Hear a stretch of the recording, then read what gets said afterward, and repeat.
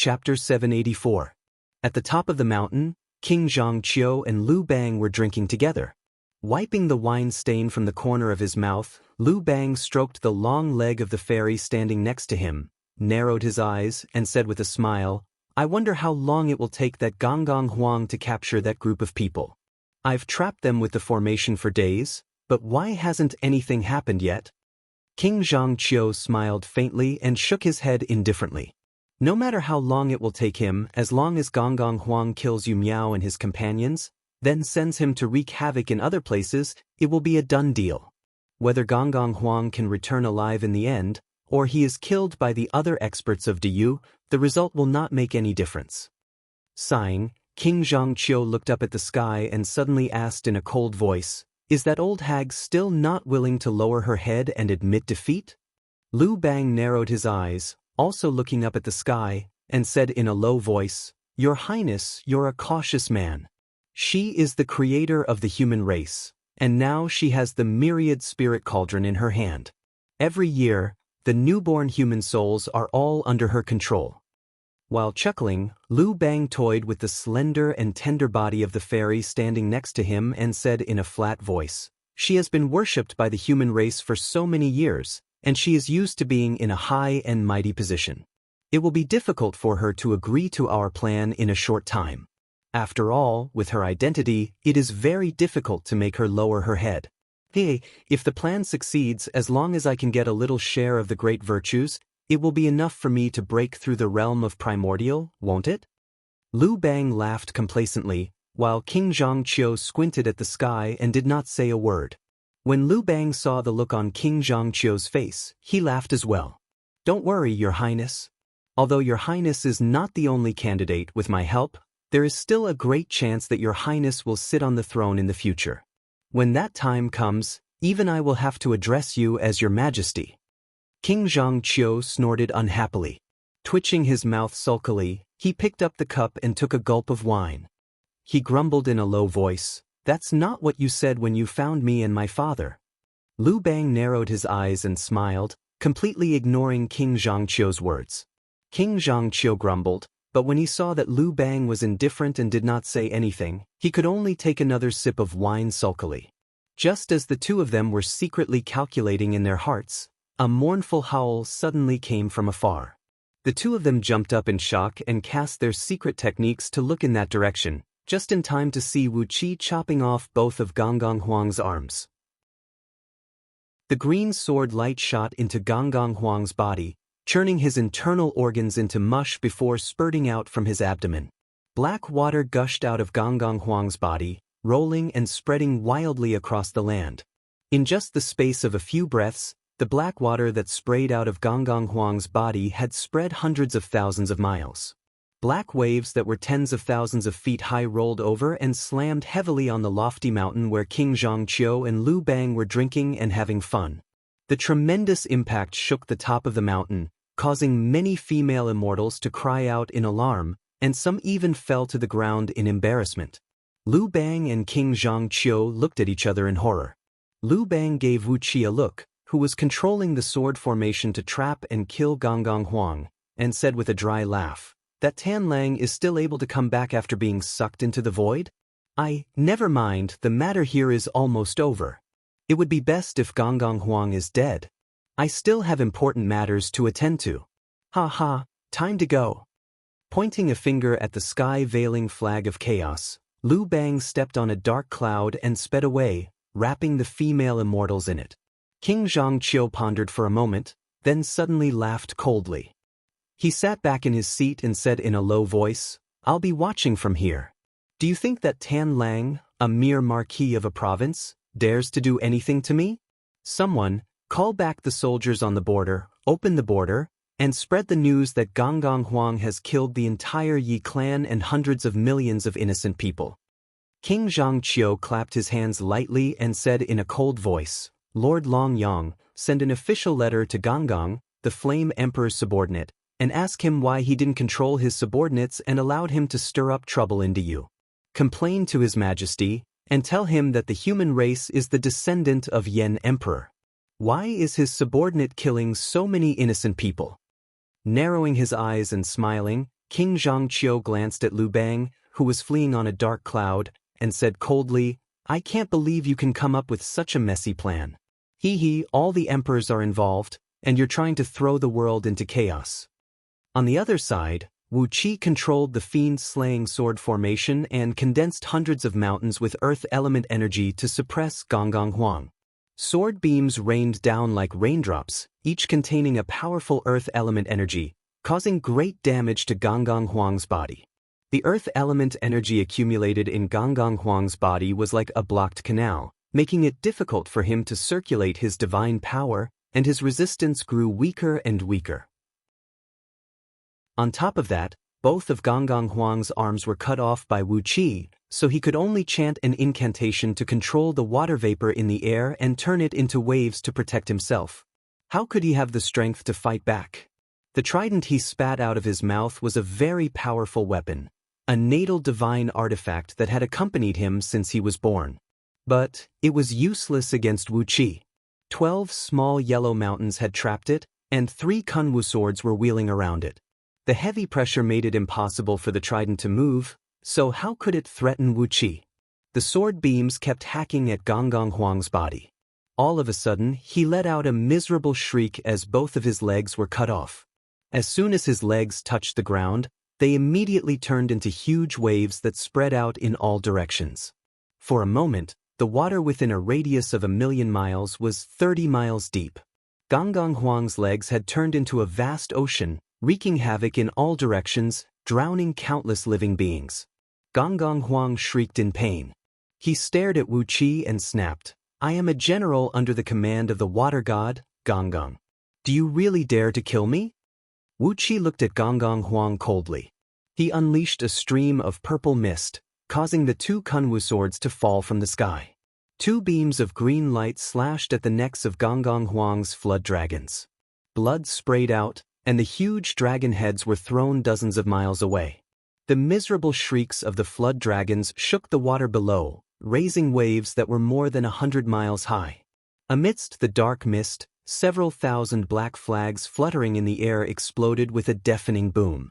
A silver lotus flower unleashed a ring of silver light that measured tens of miles in circumference, shielding Princess Zhonglu and the others as they soared into the sky and broke out of the formation.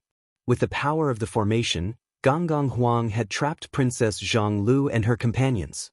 But the silver lotus was an innate treasure, and Princess Zhonglu was proficient in the interpromotion and restraint of the 5 elements.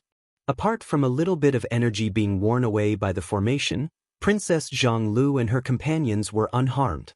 Seeing Wu Qi chasing after Gongong Huang with the sword beams, Princess Zhonglu let out a cry of joy. She put away the silver lotus and flew into Wu Qi's arms like a bird returning to its nest. Wu Qi laughed and kissed her in front of Yu Miao and the others, sucking hard on Princess Zhongli's red lips. Wu Qi waved his hands, and the 9 Kunwu swords fell down in the direction of the 9 palaces, cutting Gongong Huang's body in 2. Terrified, Gongong Huang transformed his body into a wave of water, turning the 2 halves of his body into 2 water balls and merging them inwards. He was about to use a mystic art to merge his body back into one. But the Kunwu swords were divine artifacts, and the severed body had lost most of its vitality. No matter how hard Gongong Huang tried, he could not put his broken body back together. He threw his head back and gave a long howl, then bellowed, "Damn you! You've slaughtered my divine beasts, and now you're trying to kill me." Wu Qi did not give Gongong Huang a chance to curse him. These ancient gods were the embodiment of the laws of heaven and earth, and their curses before they died contained a terrible power that could affect the great Tao of heaven and earth. If he was not careful, he could be severely wounded by their curses. Wu Qi pointed a finger out, and the 12 Kunwu swords shot out at the same time, piercing through Gongong Huang's 7 orifices and all the vital parts of his upper body. Earth element energy burst out of him, exploding him into countless water bubbles that splattered in all directions. Then he struck out with his sword and cut the wailing trident into 2. After killing Gongong Huang with the help of the Kunwu swords and fiend-slaying sword formation, Wu Qi looked coldly at Yu Miao and his companions. Nestled in Wu Qi's arms, Princess Zhang quickly explained Yu Miao's background. Wu Qi sneered. The Kunwu sword spun rapidly, trapping Yu Miao and his companions in a wall of green sword beams. As the water that Gonggong Huang had transformed into was sucked into the sword beams, they turned pale black in an instant and began to emit a bone-piercing cold air. Yu Miao's gourd could shoot out flaming flying swords to hurt people, so Wu Qi had attached the water element energy to the sword beams to attack him. By using water to suppress fire, he could weaken the power of Yu Miao's gourd to the greatest extent. A strong cold air spread in all directions and struck at Yu Miao's precious gourd. The collision of water and fire produced muffled thunderclaps, and from time to time, water vapor and sparks flew out in all directions. Yu Miao's body trembled. He sensed an aura stronger than his from Wu Qi, and the aura emanating from the 12 Kunwu swords under Wu Qi's control made him shudder with fear. He gave Wu Qi a terrified look, gritted his teeth, and growled, "It's either you or me today. Remember this, Yu Miao. You've plotted to seize the foundation of Yu clan in Zhong province, and I'll fight you to the death. If I'm spared today, you'd better be vigilant at all times in the future." Yu Miao was a ruthless and decisive man. After shouting a few words, he spat a mouthful of blood on his precious gourd. In the blink of an eye, the fire gourd expanded to a few miles in size, and a vast amount of flame burst out of it. Wisps of destructive aura kept rushing out of the gourd, pushing Yu Miao and the others back in a flurry. Wu Qi was taken aback. This old fellow actually detonated his natal magical artifact. Judging from its quality, the fire gourd was at least an innate spirit artifact, and if it were to explode, the force would be enough to destroy an entire province. Not daring to be careless, Wu Qi grabbed Princess Zhang and brought the Dark Yin celestial tower whistling up from the top of his head, pulling Yu Miao and the others into it. Then, together with Princess Zhang, they broke through the void and rushed to the top of the lofty mountain where King Zhangqiu was. Grinning hideously, Yu Miao controlled the gourd, which had already entered the countdown to self-detonation, and chased after Wu Qi. Amidst King Zhangqiu's sonorous and almost mad curses, Wu Qi came to his side, and then the deadly fire gourd smashed straight into the mountain. A beam of red light soared into the sky, and Yu Miao had detonated his natal magical artifact. The red light, raging flames, and countless sword beams shot out in all directions. For a moment, the world turned crimson, and nothing could be seen. Chapter 785. Yu Miao's prime magical artifact, the fire gourd, was obtained by him in a desolate mountain somewhere on Pangu continent, which had just expanded after absorbing the primal energy, after he had abandoned his human body to cultivate the immortal Tao in secret. The mountain had just been born from the chaos, and contained the great Tao of primordial. It was condensed from the energy of 5 metals, and beneath it was a poisonous cave of earth fire, which gave birth to a wisp of innate fire energy. Nourished by the energy of fire and metal, a gourd vine sprouted behind the mountain, with the fire gourd growing on it. Yu Miao obtained the opportunity, and the fire gourd was taken away by another itinerant immortal. After obtaining the gourd, he refined it day and night with his blood essence and nascent divinity, nourishing and growing the wisp of innate fire energy in it.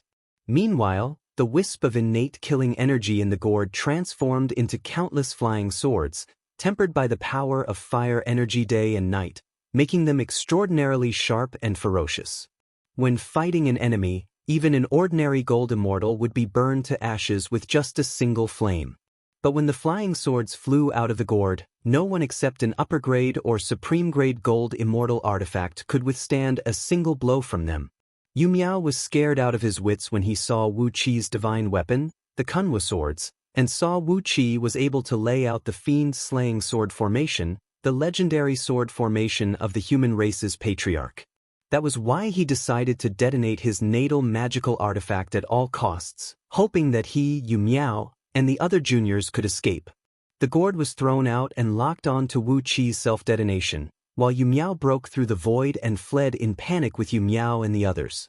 Following Wu Qi, the fire gourd flew tens of thousands of miles away, hitting the mountaintop where King Zhangqiu was hiding, and exploded with a deafening boom, releasing the wisp of innate fire energy, the boundless killing energy, and the energy of 5 metals in the gourd.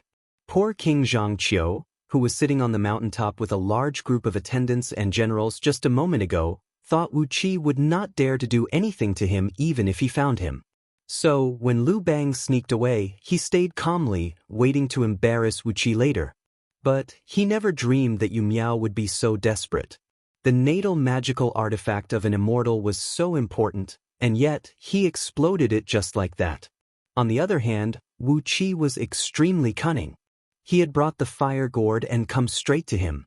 Initially, the self-explosion had nothing to do with him, but now, Wu Qi had dragged him into it. As he stared blankly at the huge fire gourd smashing down, King Zhangqiu cried out in alarm. He was about to ask the generals around him to react, but it was too late. The shell of the fire gourd, condensed purely of innate fire energy, burst into flames and spread in all directions, while the wisp of innate fire energy, the boundless killing energy, and the energy of 5 metals in it burst out with a boom. For a moment, the area tens of thousands of miles around was restored to its primordial state by the terrible force of the explosion. Apart from the innate 5 elements, there was no other natural energy. All the mountains, hills, flowers, trees, rivers, lakes and seas, birds and beasts, everything within tens of thousands of miles was melted into nothingness. All the beings born of acquired natural energy were devoured by the innate fire energy and gold energy at the same time. The 2 innate energies enveloped, devoured, and destroyed everything. As far as the eye could see, there was only red and white light. King Zhangqiu roared. He had no time to care about the lives of his trusted generals and generals behind him. A beam of red light shot up into the sky from the top of his head, and the soul of Baxia, one of the 9 sons of the dragon, emerged. With a dragon head and a turtle body, Baxia was over 100,000 feet long, unleashing a thick black curtain of light that enveloped King Zhangqiu. Wu Qi saw it coming. By luring the exploding fire gourd to King Zhangqiu, he immediately produced all 108 Kunwu swords and formed a sword formation to protect the people around him. Dark Een Celestial Tower flew out whistling, emitting beams of starlight that fused into the sword formation. The fiend-slaying sword formation was all-encompassing, and it had the ability to derive the universe and create the power of chaos. After the 108,000 innate stars Wu Qi obtained from the kaleidoscopic star core transformed into starlight and fused into the sword formation, the Kunwu swords immediately transformed into countless dazzling starlight that flowed in all directions like fireflies, defending the void around Wu Qi and the others like an impregnable fortress. The raging fire energy and gold energy from the outside world could not invade at all. The fire gourd exploded, unleashing innate fire energy that could burn everything in the world. The wisp of innate killing energy and the energy essence of the 5 metals transformed into countless white beams of light that streaked across the sky. When the innate fire energy touched the acquired objects, they immediately turned into wisps of smoke and drifted away, while King Zhangqiu's trusted generals and tens of thousands of soldiers were pierced through by the white beams of light. Their bodies were riddled with sieves, and they howled miserably as they were torn into the tiniest particles by the killing energy.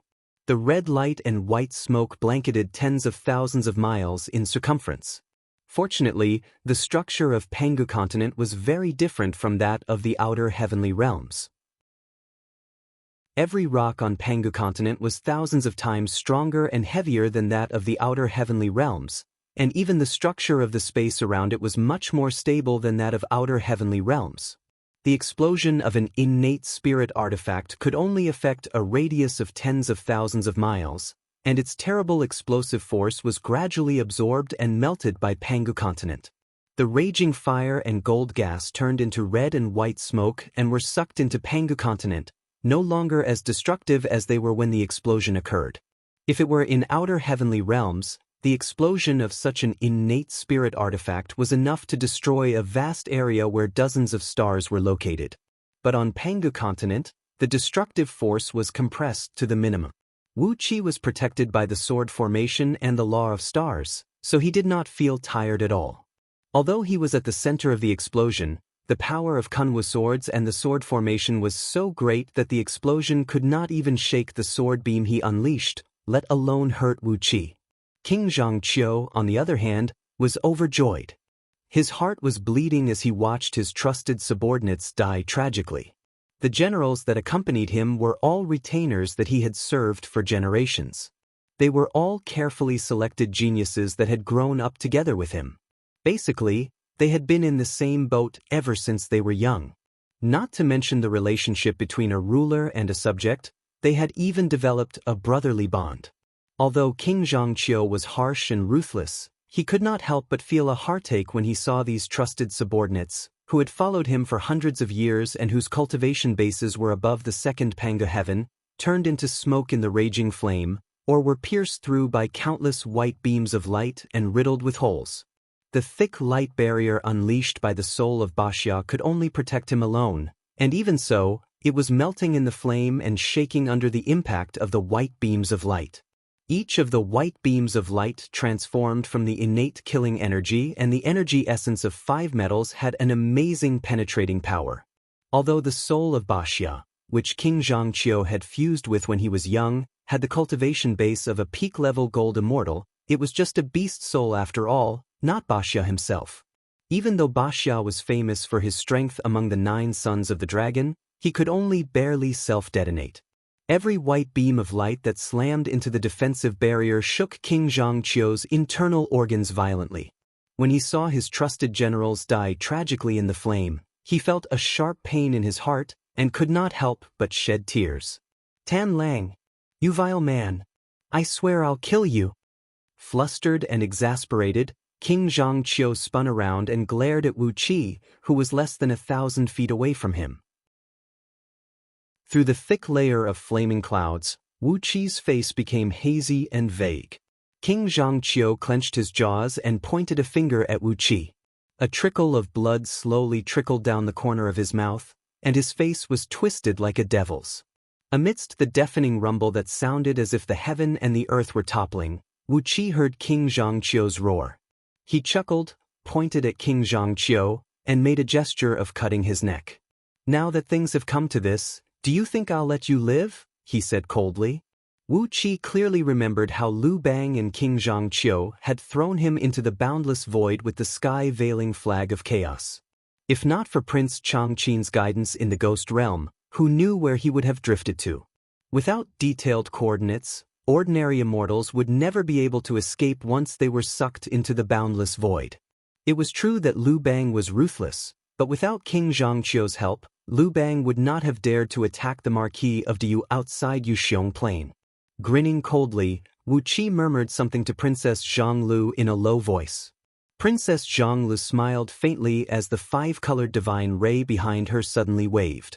A muffled rumble rang out as it ripped apart the raging innate flame between Wu Qi and King Zhangqiu, wiping out the thousands of metal energy essences that were piercing through the air at high speed. Laughing wildly, Wu Qi opened his mouth. The blood centipede sword, an innate spirit artifact, transformed into a red centipede-shaped sword beam that was less than a foot long and shot straight toward King Zhangqiu's forehead. Then, the natural phenomena medallion rose into the sky with a strong light, and a vast cloud of smoke that was wrapped in all kinds of twisting mountains and rivers that looked like a painting came whistling out. It arrived before the blood centipede sword and smashed onto the black light screen unleashed by the soul of Baxia. The natural phenomena medallion was a supreme magical artifact personally crafted by the sacred emperor, Zhuanxu, and possessed an extremely terrifying power. The smoke emitted by the natural phenomena medallion tore open a small gap about an inch wide in the black light screen, through which the blood centipede sword flashed. In King Zhangqiu's horrified and incredulous eyes, the sword pierced through his forehead, destroyed his soul, and came out from the back of his head. "How dare you kill me?" Those were King Zhangqiu's last words in the world. Wu Qi laughed grimly and said, "Killing you is nothing more than killing a chicken.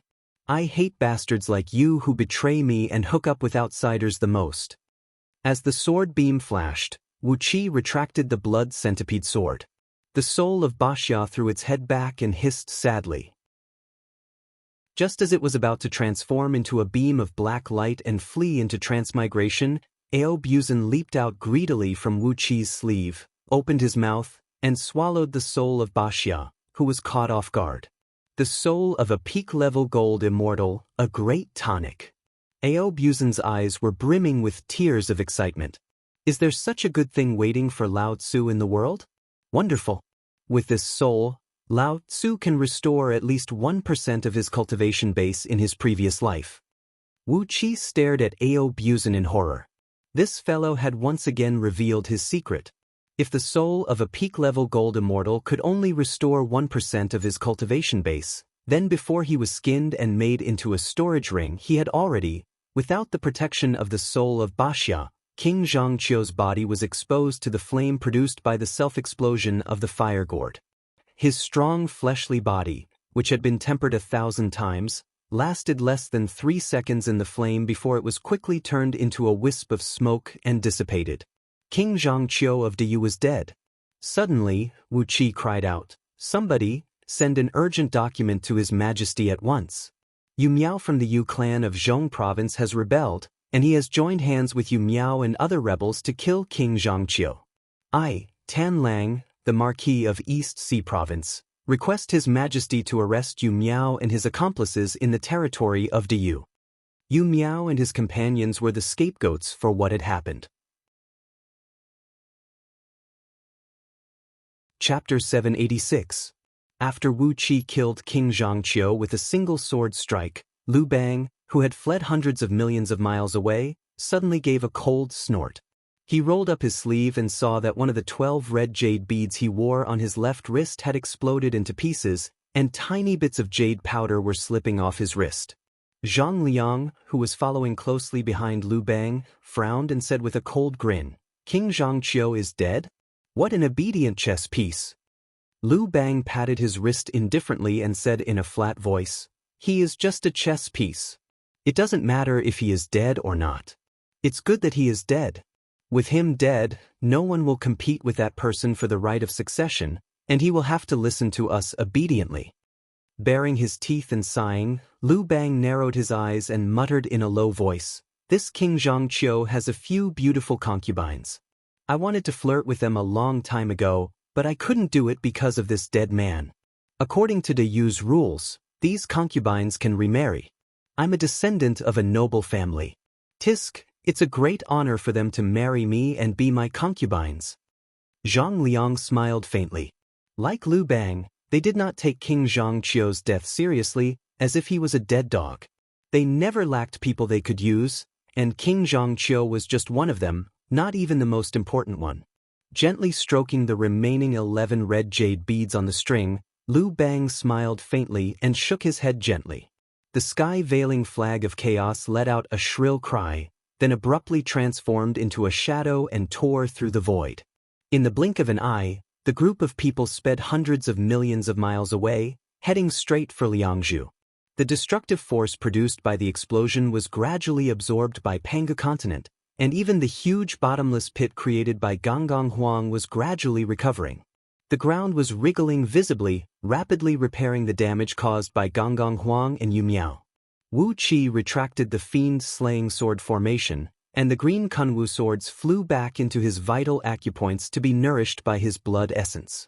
At the same time, they kept absorbing the rich Pangu sacred energy in the outside world and feeding it back to Wu Qi. The Dark Yin Celestial Tower spat out Yu Mu, Huang Liang, and the others, followed by the huge jade armored dark turtle flying ship. Huang Liang and the others felt like they were having a nightmare. They were still in the ghost realm when they fainted, and when they woke up, Wu Qi had brought them back to Pangu continent. Streaks of cold light flickered in the distance, and groups of flying boats rushed over like crazy. Just now, King Zhangqiu's trusted soldiers had sealed off the border so that the neighboring provinces could not detect what was going on here. But now, King Zhangqiu was dead, all his trusted generals were killed, and all his generals were fleeing in disarray. The commotion here was so great that all the provinces and counties in the vicinity had sent their elites here to investigate. Wu Qi scratched his head in distress. The prefecture overseer of a 6th-grade province, Yi Clan, was killed, hundreds of cities vanished into thin air, and such a huge bottomless pit was dug out of the ground. Coupled with the explosion of the fire gourd, it seemed to be a big trouble. After exchanging his confession with Yu Mu as fast as he could and putting all the blame on Yu Mu, Wu Qi did not bother to shout at the soldiers of Diyu who were rushing over. He hurriedly drove the dark Yin celestial tower, broke through the void, and brought Princess Zhonglu, Huang Liang, and the others toward the East Sea province. Yu Miao stayed where he was and gave these officials an explanation, while at the same time making the blame on Yu Miao's head darker and tighter. The only thing that surprised Wu Qi was that when the fire gourd exploded, he did not discover Lord Long Yang's whereabouts. Could it be that he had successfully escaped? But Wu Qi was busy dealing with King Zhangqiu at that time, and did not have time to keep an eye on Lord Long Yang, so he did not know how Lord Long Yang escaped. Suddenly, Wu Qi had an unfathomable feeling about Lord Long Yang, and he made up his mind to pay more attention to him. Halfway through the journey, Wu Qi dismissed the soldiers sent by Gao and asked them to report what had happened here to Gao. In order to thank them for their hard work in hunting down Yu Mu and his companions with Princess Zhonglu, Wu Qi gave them a lot of benefits. Of course, he gave them a lot of gold and silver as well as a lot of the specialties he brought from the ghost realm. After being fed by Wu Qi, the soldiers sent by Gao returned to Liangzhu happily. Especially when they learned that Wu Qi had killed King Zhangqiu, it was great news to Gao. If they reported the news to Gao, he would definitely reward them handsomely. Ever since Gao was conferred the title of king, King Zhangqiu and Gao had been rivals. They had clashed with each other countless times, both openly and secretly. Gao would be very happy to know that King Zhangqiu was dead. Breaking through the void with Dark Yin Celestial Tower was a mighty divine ability that only the supreme oracles on Pangu continent could possess. Wu Qi spared no energy to keep activating the void-breaking formation in the tower and flying forward. Princess Zhongli happened to be by his side. Princess Zhongli could gather the natural energy to replenish Wu Qi's energy at any time, so he could travel through the void without stopping. In just a few hours, when the sun rose in the east and the people of East Sea Province began to go out to work, Wu Qi and his company returned to the East Sea Province, which was much different from before. After giving Huang Liang and others great rewards, Wu Qi asked them to return to their camps to rest and enjoy themselves, while he and Princess Zhonglu went to the newly built prefecture overseer mansion and summoned the people around Wu Qi. Today's East Sea Province was very different from the East Sea County that Yuzong had given to Wu Qi. Back then, although the East Sea Province was vast, it was only 30% of the total land of a province, and its population was only a few million. After years of hard work by Wu Qi, and under the influence of Gao, King Yufeng, Gao, the East Sea Province was given a large amount of uninhabited land from several neighboring provinces, which was as large as 4 or 5 neighboring provinces combined. Since Wu Qi was conferred the title of 3rd-grade Marquis of Province by Emperor Haozuan, the East Sea Province was designated as a 3rd-grade province under Diyu. 3rd-grade provinces had strict population requirements, so during the days when Wu Qi was away, the officials of Diyu began to immigrate people from the 300 provinces ruled by Zhong Province to the East Sea Province. Among the 300 provinces, the 2nd-grade and 3rd-grade provinces gave Wu Qi a population of 1 billion to 8 billion, while the 8th-grade and 9th-grade provinces gave Wu Qi a population of 3 to 5 million. Although the East Sea Province was not as populous as those prosperous provinces, it still had a population of nearly 100 billion. A population of 100 billion was not enough to fill the vast East Sea Province. In fact, all the people lived on the peninsula that stretched tens of thousands of miles into the sea, where the East Sea City was located. Recently, Princess Zhonglu had been busy finding trouble with Yu Miao, so she did not pay any attention to the daily affairs of the East Sea Province. Fortunately, there was Lu Qingfeng, a hard-working and diligent chief executive. He had worked hard day and night, and finally managed to get the daily affairs of the East Sea Province in order. At the moment, the East Sea Province was divided into 1,000 provinces by Lu Qingfeng, each of which had nearly 1,000 cities of various sizes, and the division of villages and towns was well organized. After all, It was a new city built on a barren land, so the planning of the cities and towns was as neat as a chessboard for Chi-Chi, and it was carried out in the most convenient way. The county governors and the daily administrative officials of 1,000 provinces were all the sons of Great Yan's imperial clan and aristocratic clans selected by Lu Chengfeng. Apart from Lu Chengfeng, Princess Zhang Li had a very high status in Great Yan imperial clan, and all these members of the imperial clan were her grandchildren. With Princess Zhang Lu as their leader, the loyalty of these members of the imperial clan was unquestionable. On the other hand, these sons of aristocratic clans were the foppish sons whom Lu Chengfeng had befriended in the past, and they had a deep friendship with Lu Chengfeng, so it was easy for him to use them. These people did not know Wu Qi, and they had no affection for Wu Qi, let alone loyalty to Wu Qi. But Wu Qi did not care about that. He only needed them to manage the affairs in their own territories, and he would not care about anything else. Lu Chengfeng was his brother, and Princess Zhang Lu was his lover. As long as these people were loyal to Lu Chengfeng and Princess Zhang Lu, everything would be fine. As for other things like seizing the foundation of Great Yan, Wu Qi was not worried at all. The military power of East Sea Province was in the hands of Wu Qi, and the strongest combat force was under Wu Qi's control.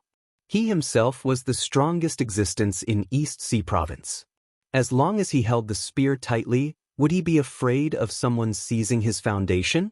A fiend immortal with the cultivation base of a first-tier heaven immortal could slaughter more than 100 billion mortals with just a top-grade fiend artifact. In the eyes of an expert like Wu Qi, mortals were just mortals, just a concept of numbers. It was a joke to say that mortals could threaten someone like Wu Qi. Besides, Wu Qi had the method to break the Black Celestial Forbidden Curse, and his backer was the Prince of Diyu. Now, he even had a relationship with the sacred emperor of the human race. With such a strong background, why would he need to be afraid that he could not control the affairs of East Sea Province? In the prefecture overseer mansion, Wu Qi summoned Lu Chengfeng, Lord Xianxing, the Dragon King of East Sea, Catfish Flood Dragon, Patriarch Jiang Yun, the elders of Longbow Kingdom, and other important figures to discuss the future development of East Sea Province with them. According to Wu Qi's highest instruction, East Sea Province only needed to focus on two things in the future. First, have more children. Whether it was the demons of East Sea, the demons of Underhand Sect, the common people of East Sea Province, or the people of Longbow Kingdom, they all had to work hard to have children. Wu Qi would come up with generous rewards for those families that had more than 3 children. The more children they had, the more rewards they would get. Second, accumulate more troops. Whether it was the Navy of East Sea, the cultivators of Underhand Sect, the immortals under Patriarch Jiang Yun and Taoist Qing Xian, or the other powers in Wu Qi's territory, they all had to work hard to train their armies. How could they survive on Pangu continent without a strong army? Especially when Wu Qi had learned the fiend-slaying sword formation, which was all-encompassing. No matter how many troops there were, they could enter it to enhance its power. After asking for their opinions, Wu Qi divided the responsibilities of his subordinates. In the future, when Wu Qi ascended to a position that no one could imagine today, the people around him would still bear the same power and responsibilities as today. But by then, these people, who were still unknown on Pangu continent today, would have their names spread all over the universe. Chapter 787. Princess Zhang Li possessed the bloodline of an ancient heaven god, who could control the natural energies of earth, water, fire, and wind. She could communicate with ghosts, spirits, mountains, and water ghosts, and form the golden body of the god of Scourge. She was appointed as the great oracle of the East Sea, in charge of all the affairs of the Directorate of Celestials of the East Sea Province, and also had the power to supervise all the affairs of the East Sea Province. When Wu Qi was not in the East Sea Province, Princess Zhang Li was Wu Qi's representative, temporarily acting as the prefecture overseer of the East Sea Province. Lu Chengfeng was appointed as the chief supervisor of the East Sea Province, and was in charge of all the administrative affairs of the East Sea Province. Lu Chengfeng was responsible for all the daily development of the East Sea Province, such as agriculture, forestry, animal husbandry, fishing, population growth, mining, weapon forging, and many other things. Yen Bugui was appointed as the chief judge of the punishment court of the East Sea province, and was also in charge of punishments and spies. This was Yen Bugui's job, and he was naturally familiar with it. Originally, he was supposed to be working under Yen Dan in Anlu County, but the East Sea province was really short of manpower, so Lu Qingfeng transferred him here. From then on, he was considered to have left the system of Yen Dan's courtiers, and belonged to the ranks of Wu Qi's personal retainers. Lord Xianxing was appointed as the military minister of the East Sea province's military court, in charge of the water, land, human, and demon forces of the East Sea province, and was responsible for the recruitment and training of soldiers. Lord Xianxing had cultivated the body of a dragon, and came from a family with profound knowledge, so he was very familiar with military affairs, such as setting up formations and commanding troops. Among Wu Qi's subordinates, he could be considered as a first-class general. If it were someone else, Wu Qi would not be at ease. He would not let a guy like Ao Buzan command the army of the East Sea. God knows if the people he brought out were soldiers or bandits. Catfish Flood Dragon was appointed as the left military minister of East Sea Prefecture's military court, and also the chief supervisor of Navy Army, in charge of the Water Demon Army in East Sea Prefecture. He had no choice but to let an unreliable person like Catfish Flood Dragon lead the navy of the East Sea. Wu Qi did not have many reliable subordinates, and Catfish Flood Dragon could be considered as someone who had a close relationship with Wu Qi, so he could trust her. If Ao Buzan was a little more reliable, Wu Qi would not let Catfish Flood Dragon control the navy of East Sea Province.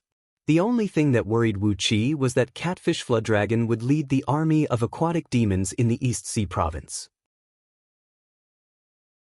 He hoped that before the army could play its role, the soldiers in the army would not be eaten up by Catfish Flood Dragon. After all, Catfish Flood Dragon had a big appetite, and those aquatic demons who had cultivated themselves into spirits were fresh and delicious seafood. Huang Liang was appointed as the right military minister of East Sea Prefecture's military court, and also the chief supervisor of Army, in charge of the land army of East Sea Province. Compared to Catfish Flood Dragon, Wu Qi trusted Huang Liang more. This man was greedy, lustful, and afraid of death, but he was still a man of courage, and his loyalty to Wu Qi was praiseworthy. He did not have the overall strength to charge and break through enemy lines, but as a veteran of the military court, Huang Liang was absolutely qualified to be in charge of the daily training and organization of the army. At least, Huang Liang would not eat people, would he? Compared to Catfish Flood Dragon, who would choose a few from among her subordinates from time to time, he would not eat people, would he? Patriarch Jiang Yun and his two wives, Qing Xian, Qing Shen, and Qing Yi, the three old immortals from Tranquil Vimla sect, together with Wu Qi's old brother, Supremacy 3 Flame, and Lord Xianxing's father, Ao Guang, the Dragon King of East Sea, as well as an elder sent by Longbow Kingdom and Heavenly Ghost Clan respectively, formed the Elder Council of the Immortal Alliance of East Sea, responsible for the daily management of all the immortals born and bred in East Sea Province. All the cultivators born and bred in the East Sea Province, whether they lived in the sea or in the rivers, in the mountains or in the caves, whether they were humans, demons, ghosts, monsters, spirits, animals, plants, birds, or beasts, were put under the management of the Immortal Alliance of East Sea. At present, one of the most important parts of the Immortal Alliance of East Sea was Wu Qi's underhand sect. After years of development, it now had 18,000 new disciples, each of whom was a carefully selected cultivator with excellent aptitude. There were also the immortals from White Cloud Immortal Sect and Tranquil Vimla Sect. They did not have many of them, only several hundred of them. Then there were the aquatic demons ruled by the Dragon Palace in East Sea. Although their cultivation base was not strong, their numbers were huge.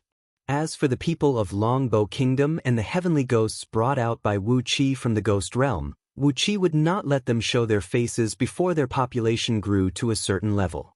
With Wu Qi's protection and the protection of the East Sea Province, the Immortal Alliance of East Sea should be the only immortal organization left on Panga Continent, where they could cultivate and develop in peace. Compared to the miserable scenes of immortals and itinerant cultivators in other provinces being hunted down by the Great Yu army, the cultivators of the Immortal Alliance of East Sea were living a blissful life. These people were the leaders of various fields under Wu Qi's command.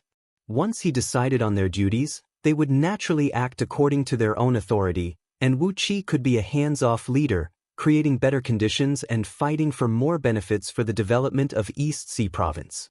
After dividing the powers of East Sea Province, Wu Qi ate and drank to his heart's content with his subordinates, then wiped his mouth and turned to leave.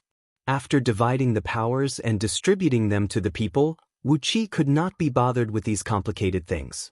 As the ruler of East Sea Province, what Wu Qi needed to do was to improve his cultivation base and enhance his power and status in Great Yu.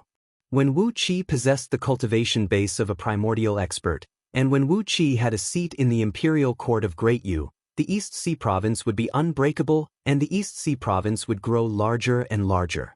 It could be said that the future of the entire East Sea Province rested on Wu Qi alone. When he flourished, the East Sea Province would prosper, and when he fell, the East Sea Province would perish. This was something that everyone understood. The detailed division of the powers of East Sea Province could be considered as an official meeting of Wu Qi's subordinates, and it would also make it easier for them to cooperate with each other in the future.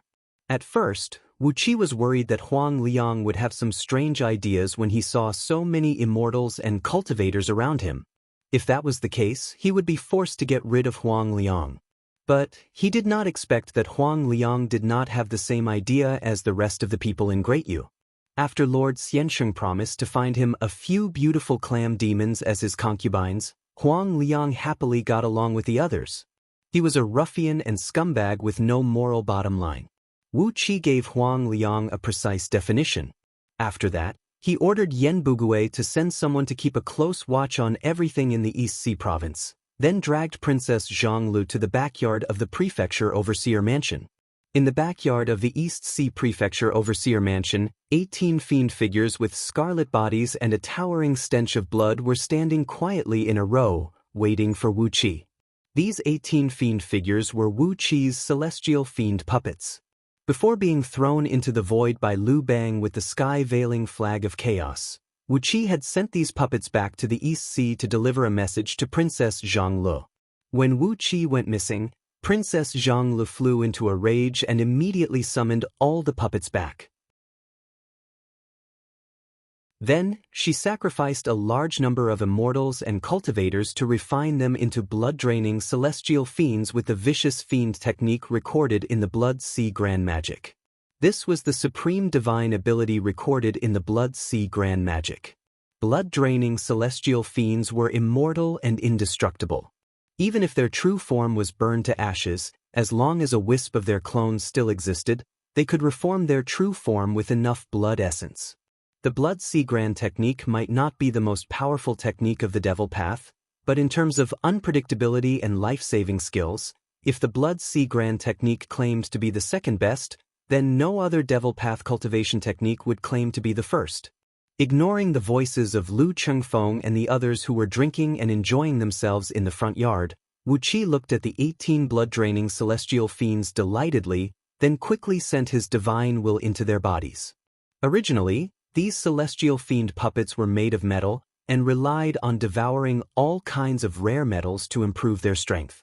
At the same time, they could practice the celestial fiend battling heaven script to improve their cultivation base.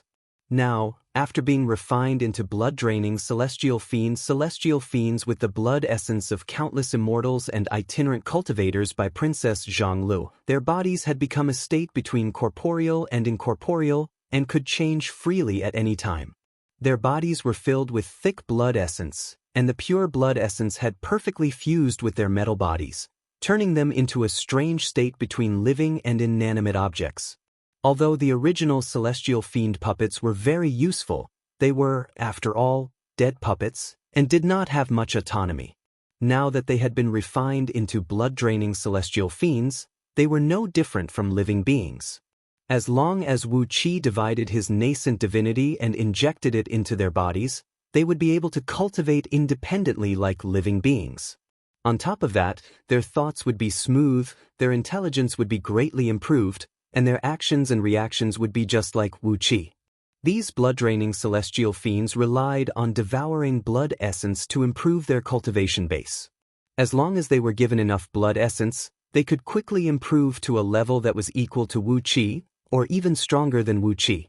On top of that, as long as a thread of their nascent divinity was not destroyed, even if Wu Qi's true body was destroyed and his original divine soul was destroyed, Wu Qi would not perish, and could still rely on this thread of nascent divinity to reform his divine soul and fleshly body, allowing him to come back to life.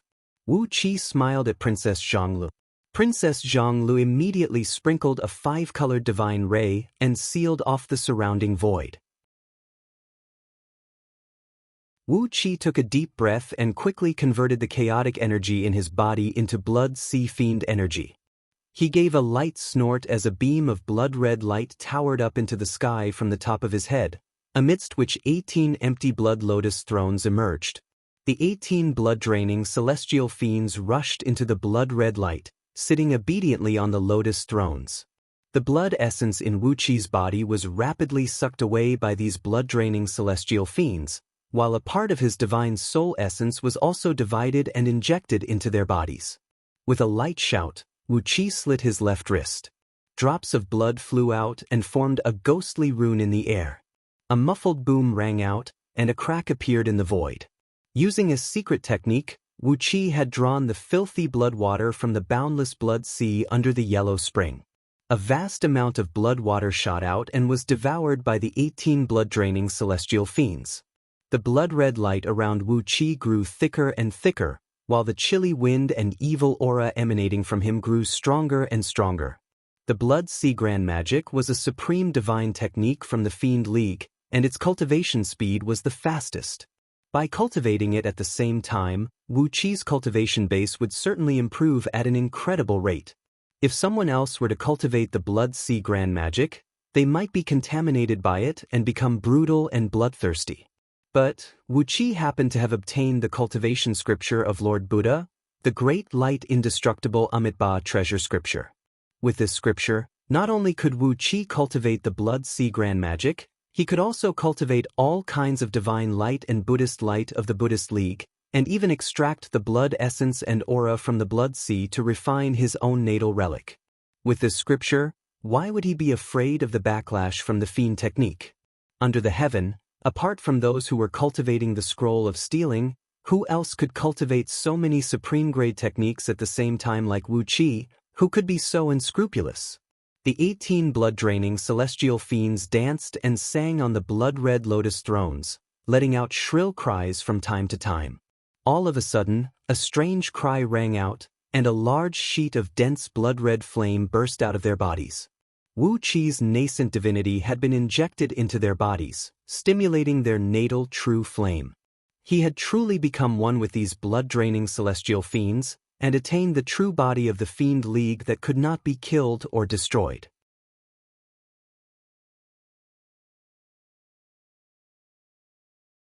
Chapter 788.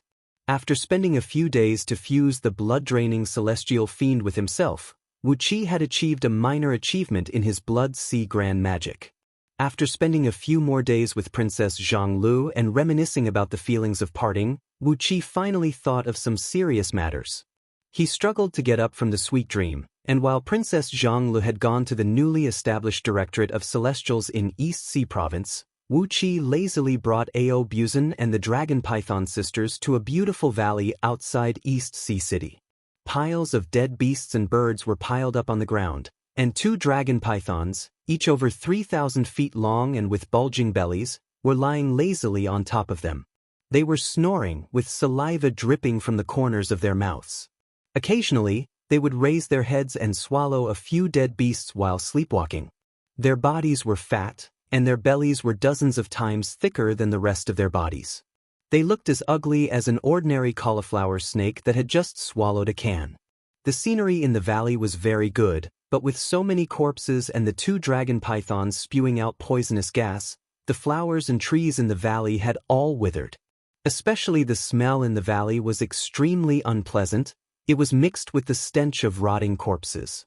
As soon as Wu Qi walked into the valley, he could not help but cover his nose. Goldhorn and Silverhorn must have not brushed their teeth for a long time. When they were in the Immortals' cave abode on Myriad Immortals' planet, they had been eating grass all day long. Although they had not brushed their teeth for over 1,000 years, when they opened their mouths, the smell of grass was still there, and it was not as bad as now. Now, they had been eating fish and meat all day long, and they were used to swallowing everything in one gulp, not even bothering to wash their internal organs. So, it was easy to imagine how their mouths tasted. Holding his breath, Wu Qi strode up to the brothers, then gave Goldhorn a heavy kick on the head. "Get up, you two fat pigs! Are you still dragon pythons? Do you think you can still fly like this?" The bodies of Goldhorn and Silverhorn were extremely fat. Other demons of the snake and flood dragon species all had slender, agile, and vigorous bodies, but these two brothers were so fat and bloated that they did not look like dragon pythons at all. Instead, they looked more like two fat silkworms. Their fleshy wings drooped weakly on their backs, and there was a thick layer of fat growing in the middle of their membranes. Wu Qi wondered if they could still fly in the sky. Goldhorn raised his head lazily, opened his eyes, and gave Wu Qi a glance. "Boss, you're back?" he cried out happily. "You're back? You don't know, during the days when you were not here, that little sparrow was seduced by a firebird from Nanshan." Old madam doesn't even care. That little sparrow's feathers haven't even fully grown yet, and he's already eloping. Wu Qi was dumbfounded. He really didn't see little Kay, or a shadow this time. Had she been lured away by a firebird? Oh, that firebird should be a fire phoenix, right? Otherwise, how could the proud little Kay fall in love with him? In that case, the East Sea would have a branch of phoenix descendants in the future, wouldn't it? Wu Qi laughed immediately. That was a good thing, for the phoenix was a very powerful divine bird. With a few more phoenixes in the East Sea, the overall combat strength of the East Sea would be greatly enhanced in the future. After laughing for a while, Wu Qi pulled out the dragon python sisters, who had coiled up into a ball from under his sleeve. The sisters had shrunk to 3 inches in length and were coiled up in Wu Qi's palm. Their golden and silver bodies looked like they were carved from gems, glinting faintly under the sunlight. Suddenly, Goldhorn and Silverhorn's eyes froze. They stared fixedly at the dragon python sisters, while their lower bodies, which were drooping over the pile of corpses, slowly arched up in a very strange manner and gradually turned into the shape of an arch lying on Wu Qi's head. Ao Buzan pointed at Goldhorn and Silverhorn and burst into laughter. He laughed so hard that his body rocked back and forth, and his saliva sprayed all over Wu Qi's head. Ao Buzan was a lascivious man, but he had never had any wicked thoughts about the dragon python sisters. He knew very well that for a pure-blooded dragon, having sex with a creature like a dragon python was like a mouse having sex with a cat. His life would be in danger. For the sake of his own life, Ao Buzan had never been close to the dragon python sisters. So, when he saw Goldhorn and Silverhorn's reaction to the dragon python sisters, Ao Buzan had a feeling that he had defeated Goldhorn and Silverhorn in terms of moral cultivation and left them far behind. "Look, I've never fallen for these two girls, but why are you so unbearable? It turns out that I, Ao Buzan, am the real gentleman." Saliva dripped down from Goldhorn and Silverhorn's mouths. Goldhorn fixed his eyes on the elder sister, who had golden scales, while Silverhorn fixed his eyes on the younger sister, who had silver scales. While drooling, the brothers cried out, "Master, let go of these two girls. They were still virgins. How could they let you touch them as you please? Don't touch them. Don't touch them." While spraying saliva, Goldhorn and Silverhorn opened their mouths and bit Wu Qi's palm at the same time. They were really anxious now. How could Wu Qi touch the delicate scales of his sweethearts with his own hand? Wu Qi looked at their beautiful luster, their translucent scales, their slender waists, and their translucent wings, which were light and beautifully shaped, which were completely different from his own wings. How could Wu Qi dare to touch such stunning beauties? Only the two of them could touch them. Hastily, Wu Qi threw the dragon python sisters away and took a few steps back. Grinning coldly, he said, I saved these two from the sovereign of Myriad Immortal Alliance. They seem to be of the same race as you? But why don't you look alike? After being thrown away by Wu Qi, the dragon python sisters' bodies swayed in the wind and grew to more than 3,000 feet long, exactly the same size as Goldhorn and Silverhorn. However, their bodies were slender and beautiful, while Goldhorn and Silverhorn's bodies were at least 20 times thicker than theirs. If the dragon python sisters' bodies were tall and beautiful bamboos, then Goldhorn and Silverhorn were two hogwash buckets. When Goldhorn and Silverhorn saw that the peerless beauty in their eyes had become as tall as them, they hastily went up to her while drooling. "My lord is wise. My lord is wise. Everyone else is dead, but these two must be saved. May I ask your name, young lady? Are you interested in having babies with us?" Two swift and fierce beams of light tore through the air, filling the air with a harsh whistling sound. The dragon python sisters twisted their bodies and lashed their tails heavily on the faces of Goldhorn and Silverhorn like whips, sending sparks flying in all directions. Their long and thick bodies were thrown tens of miles away and slammed heavily into a cliff, sending dust and rocks flying in all directions, while a nearby hill collapsed because of the heavy impact. Amidst the deafening noise, sand and dust rose in all directions. Goldhorn and Silverhorn, who were dizzy from the beating, could not even feel the pain. Strangely, they arched their lower bodies and swam back to the dragon python sisters. "Aye, what a great strength!" Goldhorn cried out joyfully. "Young lady, your blow is accurate and ruthless. My heart is filled with sweetness." Silverhorn's mouth was bleeding. Staring straight at the sisters, he giggled foolishly and said, "Beating is a sign of affection, and scolding is a sign of love. Just beat me hard, you two. Ouch, hit me, I beg of you, hit me quickly. Your tails are slender and translucent, and they are so beautiful. It's so refreshing to be beaten like this by two young ladies. It makes my cultivation base improve greatly." Belbuzen shuddered on Wu Qi's head and murmured in a low voice, "These two fools are really despicable." Wu Qi shook his head gently and said with a wry smile, "They are not despicable, they are just infatuated. Sigh, the husband's discipline is weak. Look at them. When they get married in the future, won't they suffer from domestic violence all day long?" With a gloomy face, Ao Buzen clenched his teeth and said, "That's why Lao Tzu hates dragon python girls. If he has sex with them, he has to be careful that a certain part of Lao Tzu's body will be swallowed by them the next day." Why is Lao Tzu born into the dragons? If Lao Tzu were some other race, he would never let these two girls go. Resting his chin on his forepaws, Ao Buzen looked up at the sky and sighed. If only Lao Tzu could learn the ability to change his appearance. Well, if Lao Tzu could transform into the appearance of the great celestial emperor. Those beautiful female immortals in his harem are all the best ones carefully selected from all the realms in the universe. Drool dripped from the corner of Ao Buzen's mouth, wetting a large patch of Wu Qi's hair, which was a perfect contrast to Goldhorn and Silverhorn, whose mouths were full of saliva. The dragon python sisters jumped up and down excitedly, waving their long tails and lashing Goldhorn and Silverhorn. When Wu Qi rescued the sisters from the sovereign, they sensed a familiar scent from Wu Qi that moved their hearts. Therefore, they had been following Wu Qi in a daze. It was not until today, when Wu Qi brought them to Goldhorn and Silverhorn, that they were surprised to find that there was a pair of dragon python brothers in the world. The soaring dragon pythons of fire and ice were ancient creatures that were said to have gone extinct.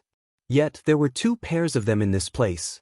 They did not need to mate with other kinds of flood dragons or snakes. If the female dragon pythons copulated with other kinds of flood dragons or pythons, they could not help but eat each other.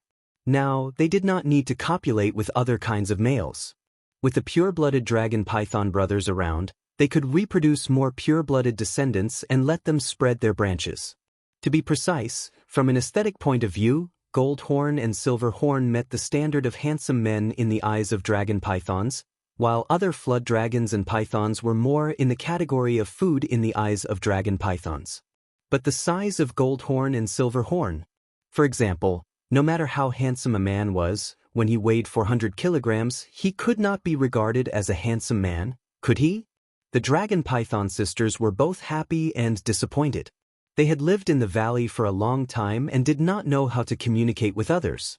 They were surprised to find that the impact of the opposite sex and the same race made their blood rush to their heads. So, they simply beat and cursed Goldhorn and Silverhorn to vent their complex emotions.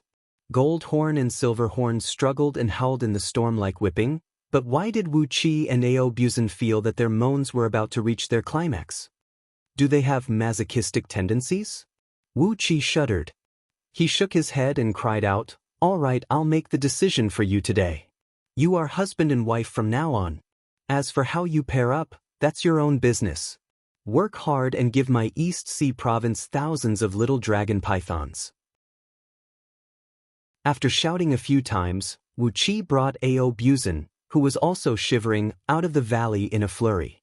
Inside the valley, the dragon python sisters, whose eyes were red, whipped Goldhorn and Silverhorn even harder.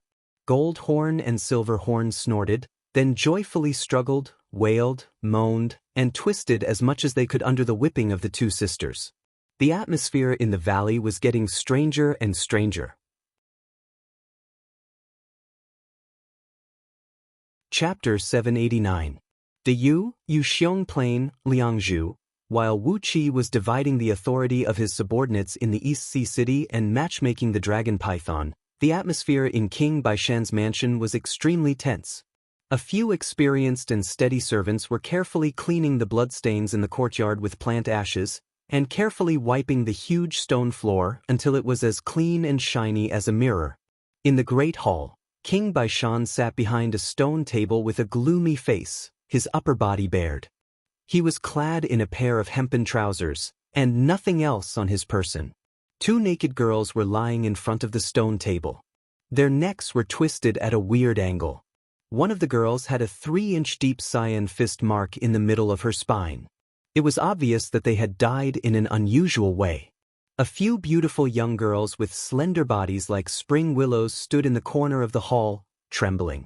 Their frightened eyes swept between the legs of the two young girls on the ground from time to time. There was blood and filth flowing down slowly. It was clear that they had been raped and then killed.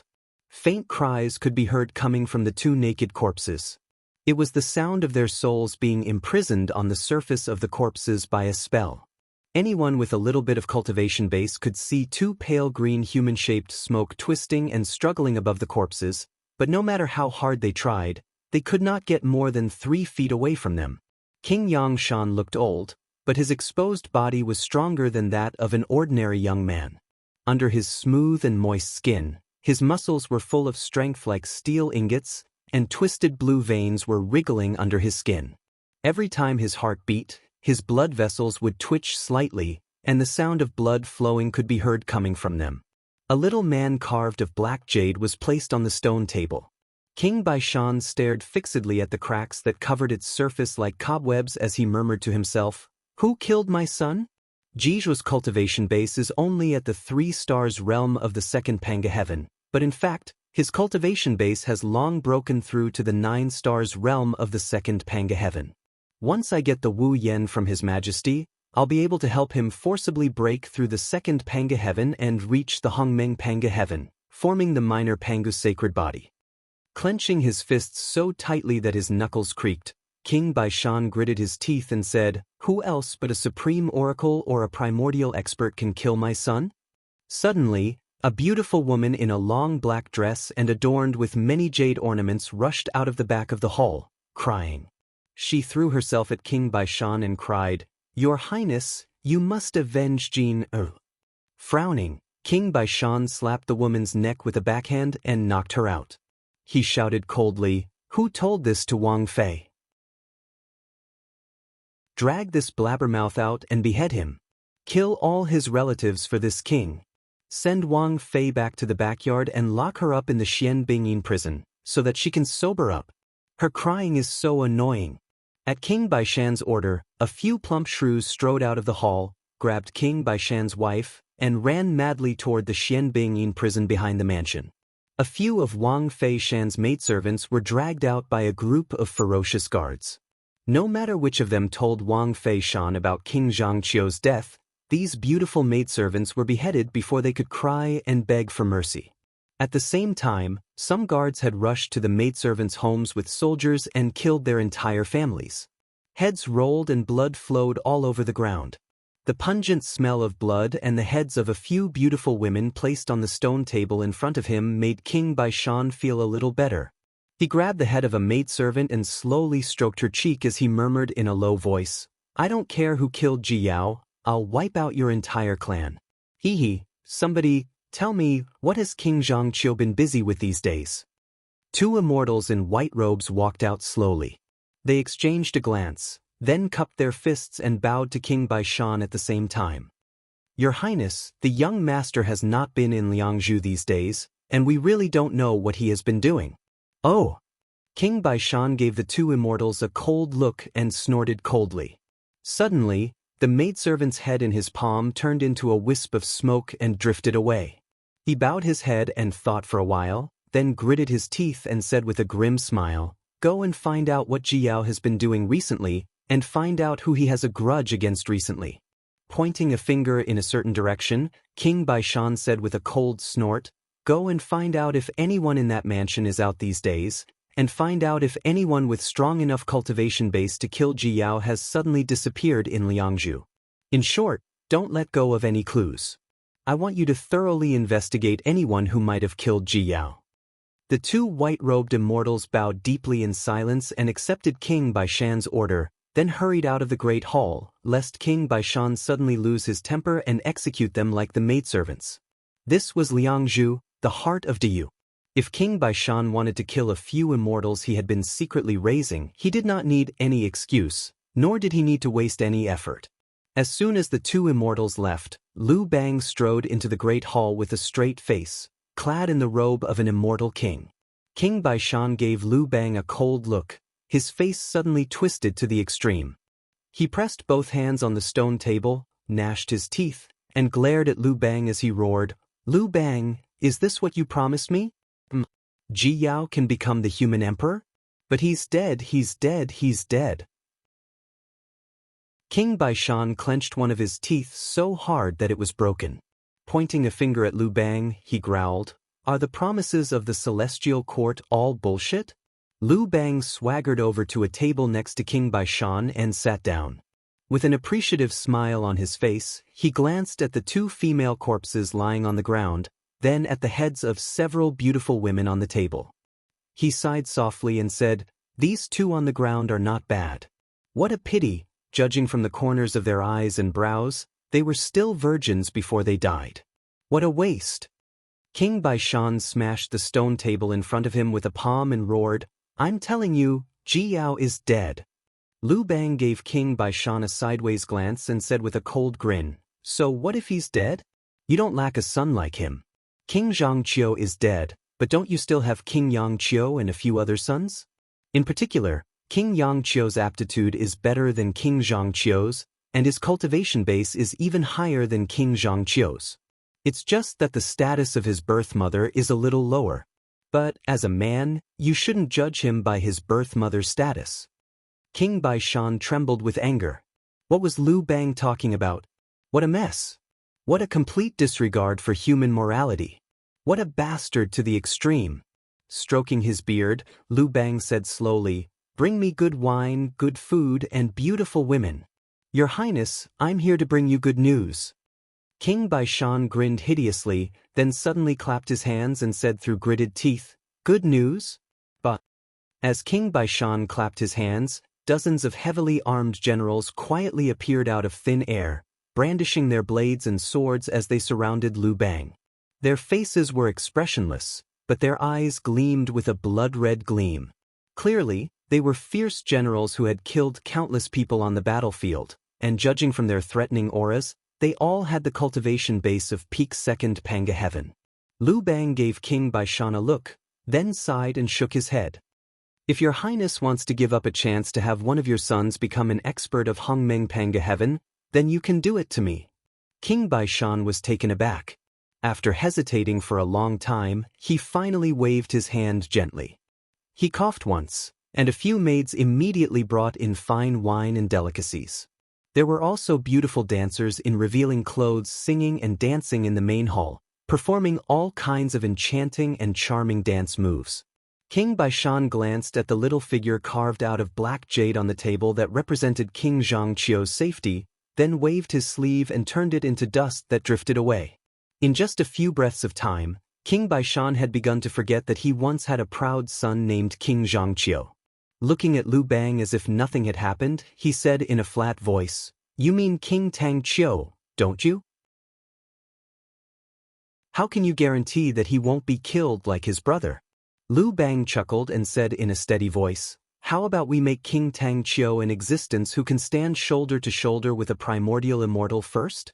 There are going to be major natural disasters in several mortal worlds, and if King Tang Qiu can rescue those mortals, the virtues bestowed upon him will be enough to advance his cultivation base.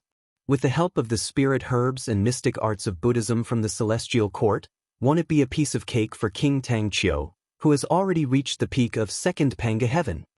King Baishan pondered for a moment, then nodded and said, "That doesn't seem to be enough." Liu Bang nodded and said, "The previous agreement still stands. Ji Tao will be the candidate for the human emperor, and once the plan of the Celestial Court and Buddhism League succeeds, the current human emperor will certainly be ousted.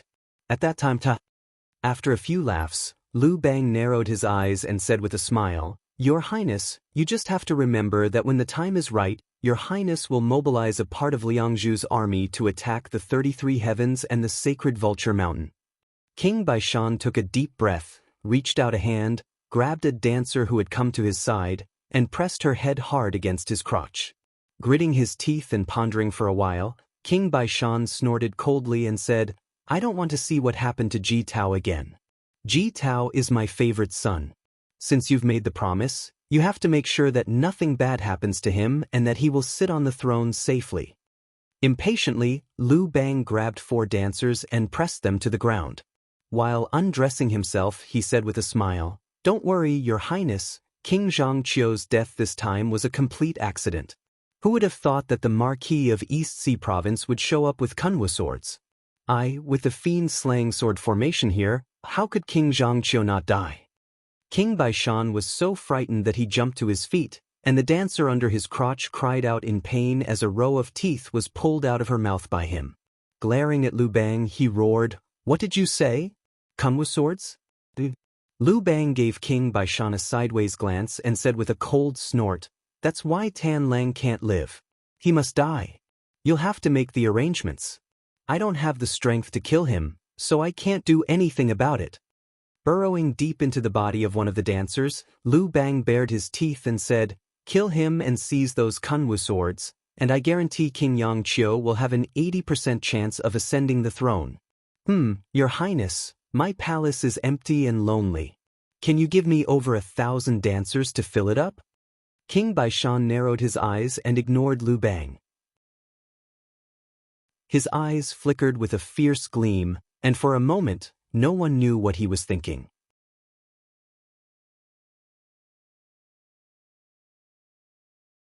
Chapter 790. With fine wine, beautiful women, and dozens of boxes of precious toys, Liu Bang bade farewell to King Baishan and returned to the Changle Palace he had built in high spirits. He was in a good mood, but when he suddenly saw someone standing in front of the palace gate, Liu Bang's face turned extremely unsightly. It was as if he was a beautiful girl who had stepped into a pile of dog shit when she went out in expensive boots she had just bought.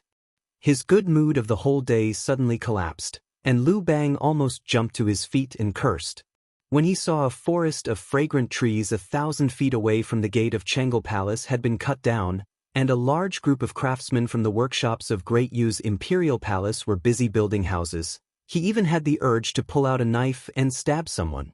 While Liu Bang was having fun with King Baishan in King Baishan's mansion and making some secret deals, Wu Qi rode on Ao Buzan and entered the city of Liangzhu with Goldhorn, Silverhorn, and the sisters.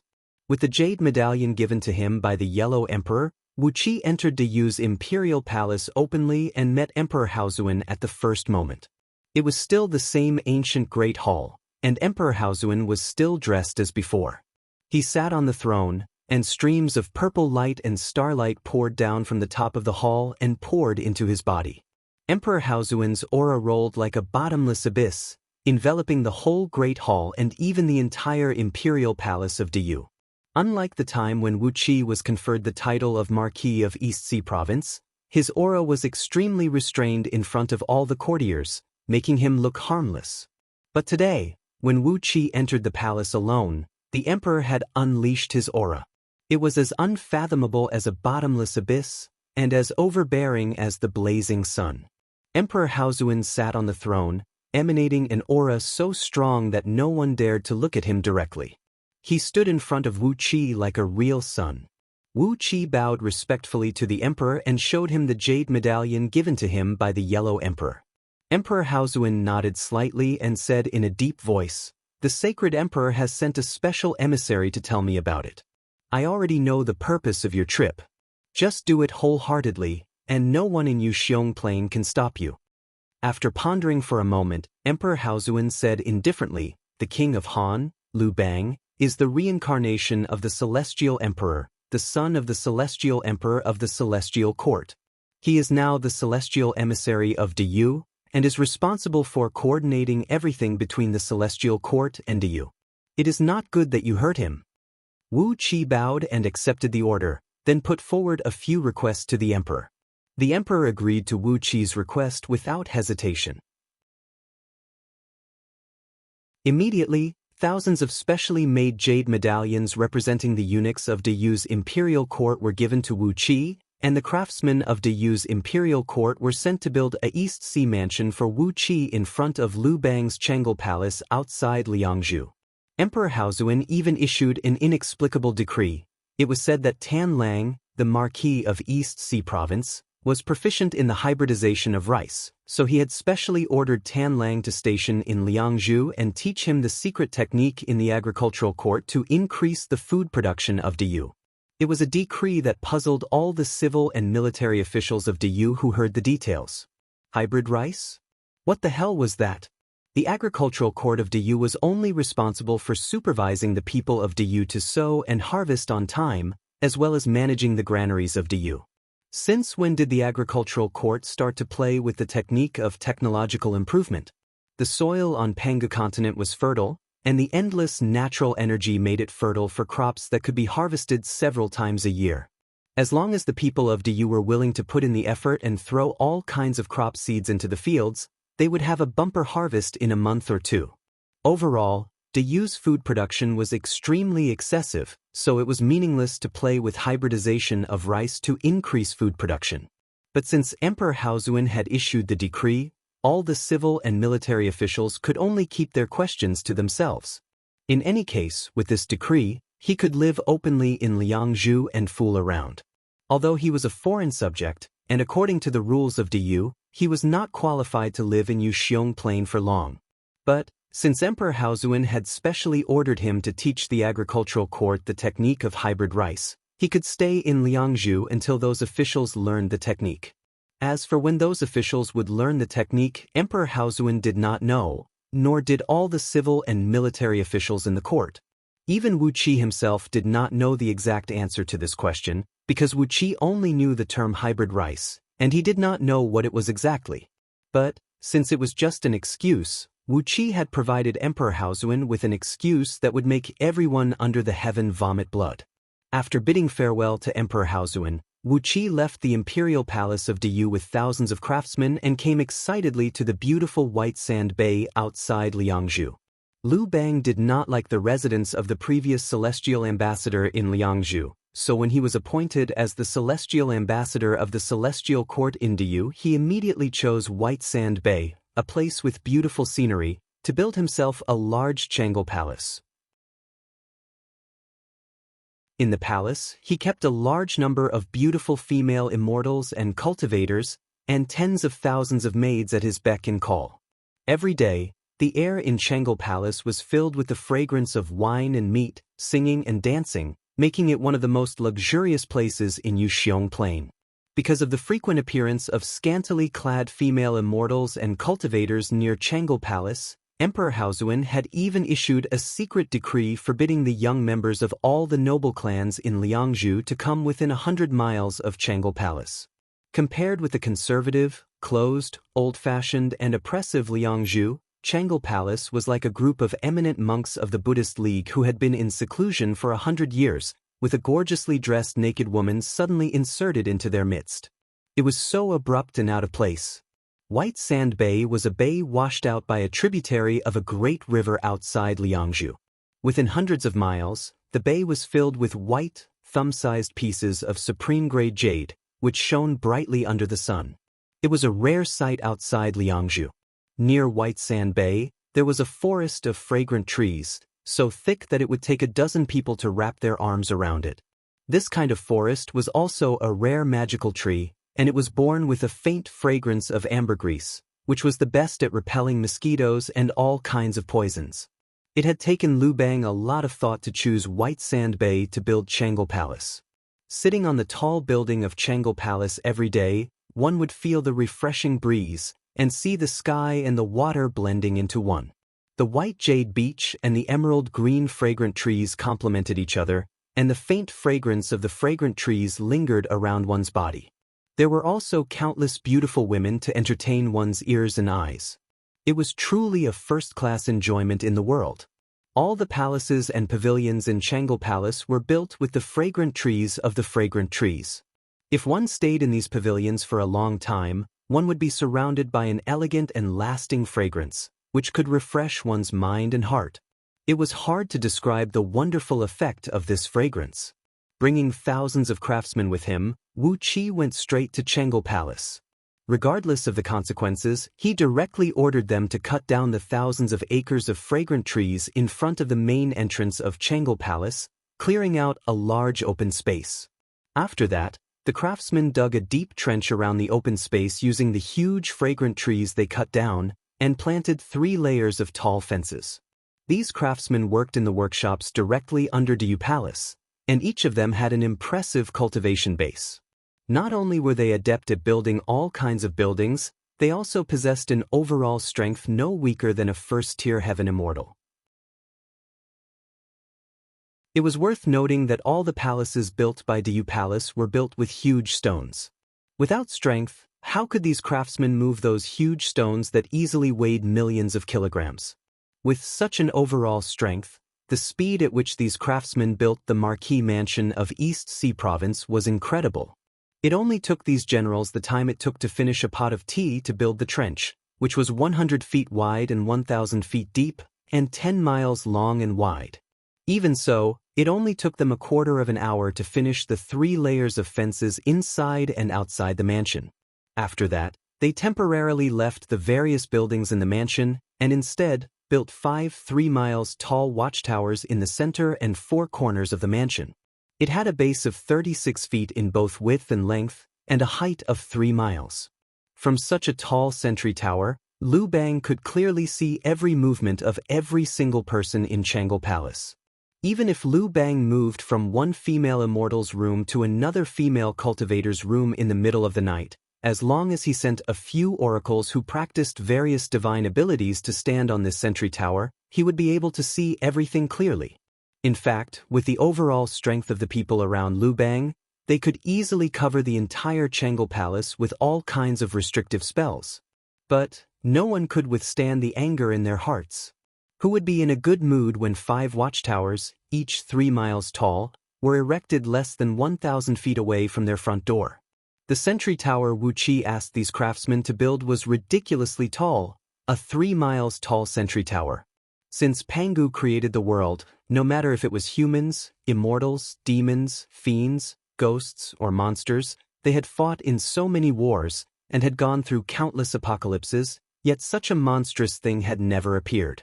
The 5 watchtowers stood right in front of Changle Palace, each 3 miles tall. Even the craftsmen who built these watchtowers were grinning from ear to ear. Was the Marquis of East Sea trying to make things difficult for Liu Bang on purpose? When Liu Bang returned to Changle Palace with beautiful girls, fine wines, gold, silver, and jewelry, he saw Wu Qi standing in front of the gate and grinning at him. Ao Buzan, who was half a foot long, was lying on Wu Qi's head, wagging his tail like a shameless snake. On his left shoulder were gold horn and gold feather, and on his right shoulder were silver horn and silver feather. Both pairs of dragon pythons had their tails coiled tightly together, baring their teeth and sticking out their tongues at Lu Bang. Lu Bang rubbed his eyes and stared at Wu Qi for a long while, then turned to look at the 5 watchtowers in front of his door. His fair face suddenly turned dark. He dropped a fist-sized red pearl that he was fiddling with, jumped up 30 feet into the air, pointed a finger at Wu Qi and growled, "Marquis of East Sea Province, what the hell are you doing in front of Lao Tzu's gate? Is there really such a tall watchtower?" With a smile on his face, Wu Qi pulled out Emperor Haozuan's special decree from under his sleeve and threw it to Lu Bang. Then he bowed to Lu Bang and said, "King of Han, I'll be your neighbor from now on. Please take care of me." Well, a close neighbor is better than a distant relative. It's fate that we live so close to each other. We must visit each other more often in the future.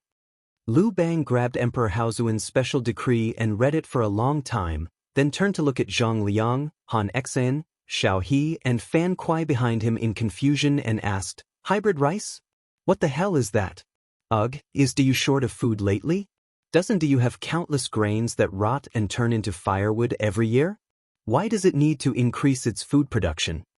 Zhang Liang, Han Xan, Xiao He, and Fan Kuai stared blankly at Lu Bang, then turned to look at Wu Qi together.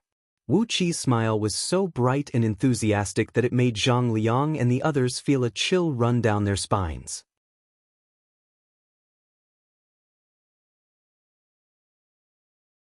Chapter 791. A gentle breeze blew into the luxurious pavilion along with the water vapor from the distant river. The cool breeze woke up Lu Bang, who was leaning against a pile of beautiful embroidery. Habitually, Lu Bang slapped the plump buttocks of the female immortal next to him, turned over, and was about to have a good taste of the delicate body of the female immortal. Suddenly, he thought of something and got up from the bed. Gnashing his teeth, he pushed open the half-closed window. Under the green moonlight, 5 pitch-black watchtowers appeared in front of Lu Bang's eyes. How am I supposed to live like this? Lu Bang stared blankly at the towering watchtowers, and suddenly had an impulse to order Han Xian and his men to rush into the prefecture of East Sea and kill every single member of Wu Qi's clan. The Cloud Dragon Pavilion, where Lu Bang lived, was the tallest building in Changel Palace, but it was only 1,000 feet tall. Where was the watchtower built by Wu Qi? A 3-mile-tall watchtower was 4,500 feet tall, 4.5 times taller than Lu Bang's Cloud Dragon Pavilion. Lu Bang had to raise his head with great effort to see the highest point of the watchtower. At the highest point of the watchtower was a stone pillar about 100 feet tall, with a sunken brazier placed right in the middle of it, from which a green flame rose into the sky. Because of the height, the green flame illuminated the area within a radius of 100 miles. Under the illumination of the green flame, the Changel Palace, which was once a splendid and magnificent residence of an immortal, looked as creepy and horrible as the underworld. The guards patrolling the streets of Changel Palace were like the shadows of ghosts. A few soldiers from the prefecture of East Sea were poking half of their bodies out from the top of the watchtower, looking into Changel Palace without any scruples. They were looking down at Changel Palace from above, and could easily see everything that was happening in the palace, including the routes of those patrolling guards, as well as every move made by Lu Bang, who had opened the window and was looking at them. "I can't live like this anymore." Lu Bang was so angry that his nose became crooked. The 3-mile-tall watchtower was right in front of Changel Palace. This was a blatant provocation, a blatant insult to their doorstep. Who was Lu Bang? Even in the Celestial Court, he was an important figure with great power. Who dared to do such a thing in front of his doorstep? These 5 watchtowers were so annoying. They were trying to teach Lu Bang a lesson. Because of these 5 watchtowers, Lu Bang did not even bother to have fun with the female immortal beside him last night. He angrily adjusted his breathing and fell asleep. Even so, Lu Bang, who usually had a good night's sleep as long as his aura was stable and he never dreamed, was having a nightmare because of the vibration of his immortal soul. In his dream, 5 black watchtowers were falling down on his head. In addition to the 5 ridiculously tall watchtowers, the other buildings in the East Seas Prefecture were also extremely bizarre. They were not a mansion, but a large military camp. In the center of the mansion was an arched hall shaped like a Mongolian yurt, surrounded by 2,000 wooden huts that looked like matchboxes. In each hut, 10 soldiers were stationed by chichi, all burly men. There was not even a maid in the whole mansion. In the center of the mansion was an arched hall that looked like a Mongolian yurt, surrounded by 2,000 wooden huts that looked like matchboxes. In each hut, 10 soldiers were stationed by chichi, all burly men. There was not even a maid in the whole mansion. This was a military camp that blocked the entrance to Changal Palace. And it was built by the craftsmen from the workshops of Dayu's imperial palace. If it had not been built by these craftsmen, which more or less represented Emperor Haozuan's will, Liu Bang would have sent his men to cause trouble for Wu Qi. For example, the 5 ridiculously tall watchtowers should have collapsed by now because of some accident. What is Tan Lang doing? Does he want revenge on me? Liu Bang shook his head. He did not think that Wu Qi was qualified to cause him trouble. So, does this represent Emperor Haozuan's will? Or even that old fellow on Xianyuan Peak? Tiske, what did they find? Liu Bang frowned thoughtfully. With his hands clasped behind his back, he looked down at the lush green prefecture of East Sea and fell into deep thought. As the moon moved westward, a red glow spread out in the east, and before long, half of the sky was covered with the red glow of dawn. The red glow dispelled the gloomy and evil aura brought by the green flames in the 5 watchtowers, and it made Liu Bang feel much better. He looked mockingly at the East Sea, sneered, and shook his head. It's too late. Even if you have found some clues, so what? It's too late, really too late. Ants like you will eventually surrender to me. Dayu does not need to exist any longer. Liu Bang smiled proudly. Suddenly he felt a burning sensation in his lower abdomen. He walked excitedly back to his bed, grabbed a female immortal, and was about to enjoy her. Suddenly, a loud rumble rang out like a clap of thunder. The door of Changal Palace, tens of feet tall and 2 feet thick, made of pure gold, was knocked on. Amidst the loud and sonorous knocking, Wu Qi's thunderous voice rang through the whole palace. "Wake up, King of Han, Liu Bang. The little marquis has come to visit." Liu Bang, who was in high spirits just a moment ago, suddenly felt weak. Blankly, he held the female immortal in his arms and almost cursed it out loud. Come to visit? Who comes to visit so early in the morning? The moon was still hanging over the mountains in the west, and the sun had not yet risen in the east. Liu Bang was still naked, and he had not even brushed his teeth. Who comes to visit at this time? Outside Changal Palace, Wu Qi, who was clad in a long burlap robe and a pair of straw slippers, his hair disheveled and his clothes disheveled, had a toothpick dangling between his lips and a lazy smile on his face, which was no different from a scoundrel on the streets. Laughing merrily, he kept punching the front door of Changal Palace. His fists were hard and powerful. Sparks flew in all directions from the door forged of pure gold, and every punch left a deep mark on the door. The few celestial soldiers and generals standing guard at the entrance of Changal Palace wanted to cry but had no tears to shed as they watched Wu Qi destroy the door to his heart's content. The door was entirely made of gold, inlaid with countless pearls and jades, and carved with countless patterns of rare flowers and plants. It was more like a rare work of art than a door. Again and again, Wu Qi punched the palace gate, turning it into a pockmarked mess. They had to bear the full responsibility for this. But the celestial soldiers and generals guarding the door could not move at all. Laughing merrily, Huang Liang came before them with a group of ferocious soldiers. With a dozen men serving each of them, they locked all the joints of the celestial soldiers and generals, suppressing them completely. Because Princess Zhongli had held a few blood sacrifices in a row, the cultivation base of a group of soldiers from East Sea Province had skyrocketed. Now, they were all lower-tier heaven immortals, or 30th-tier heaven immortals. On top of that, the cultivation techniques of the human race were specifically used to strengthen their fleshly bodies, so every human soldier who had attained a certain level of cultivation base had a mighty strength that could move mountains and drain seas. Although these celestial soldiers and generals also had the cultivation base of heaven immortals, they paid more attention to the transformation of their divine abilities. As a result, the combined strength of their fleshly bodies was not enough to tear apart an army of soldiers from East Sea Province. But now, they were being suppressed by a dozen soldiers from East Sea Province. Even if they did have some divine abilities, how could they use them? Wu Qi's behavior could only be described as extremely vile when he came to visit someone early in the morning with a group of soldiers and smashed the door. But, in Wu Qi's opinion, he was already very gentle. If it were not for the fact that he had not figured out Liu Bang's trump card and Liu Bang's real strength, he would have thought of assassinating Liu Bang from behind. Wu Qi was also very interested in the sky-veiling flag of origin in Liu Bang's hand. Now that he had the thought of killing Wu Qi and seizing the treasure, it was not a big deal for him to bring a group of people to make a scene early in the morning. Wu Qi was shouting and yelling for Liu Bang to come out and receive the guests. His voice was full of energy, and his roars sounded like the rumbling of a cannon, shaking the ground of Changle Palace. Not long after, the dilapidated palace gates parted to the left and right, and a livid Han Exen rushed out with a large group of celestial soldiers and generals.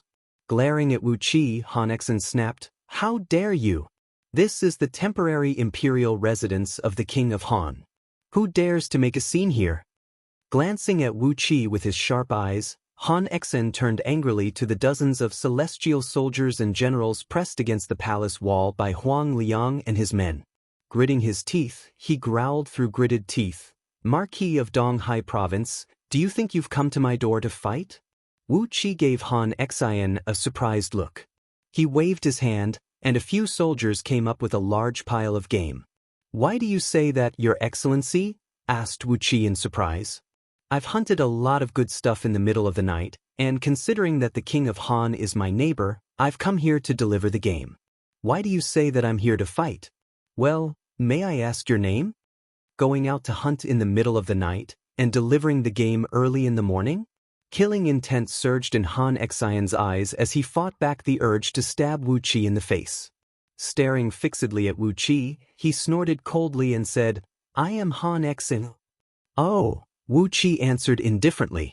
Then he put one hand on Han Exen's chest and pushed him back. "Han Exen?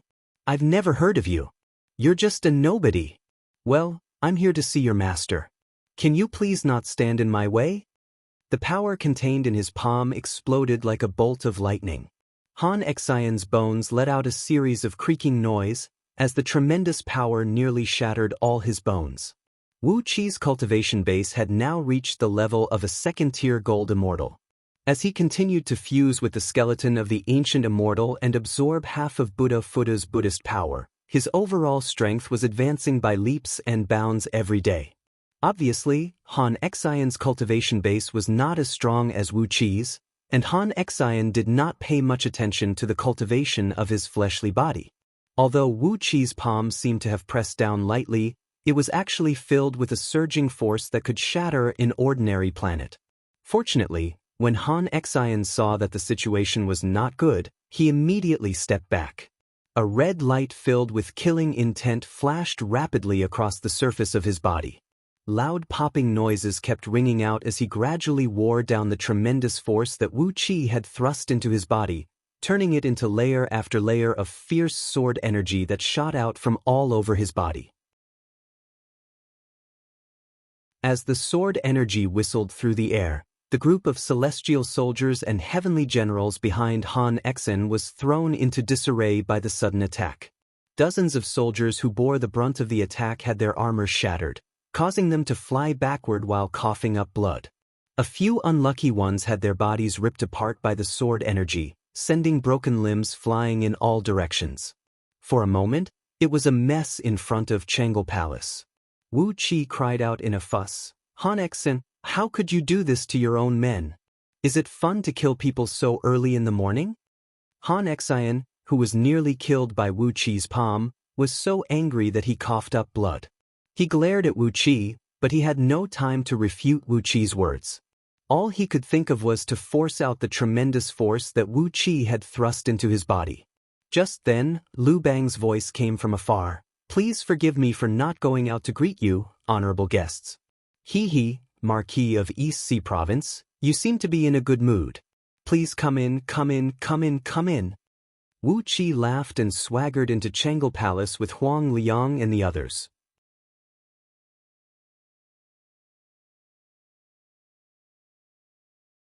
Chapter 792. In Changle Palace, next to the Cloud Dragon Pavilion, there was a high platform made entirely of green jade. The green jade was carefully selected and had the same color and luster as the sky. The tall platform was carved with countless patterns of wind and clouds, and hundreds of huge dragons were flying in and out of the clouds, making the jade platform look as if it were about to fly straight into the sky. Qingming Platform was the place where Lu Bang usually feasted and had fun. The morning sun shone brightly on the Qingming Platform. A bonfire was burning in the middle of the platform, and a tiger, which had been cleaned and skinned, was placed on a wooden frame. Yellow fat was constantly seeping out of the tiger's body, dripping into the bonfire and making popping noises. Next to the bonfire, a chef was carefully preparing a fat tiger penis. A strange aroma slowly drifted out from the small pot in front of him, making people salivate and want to eat it.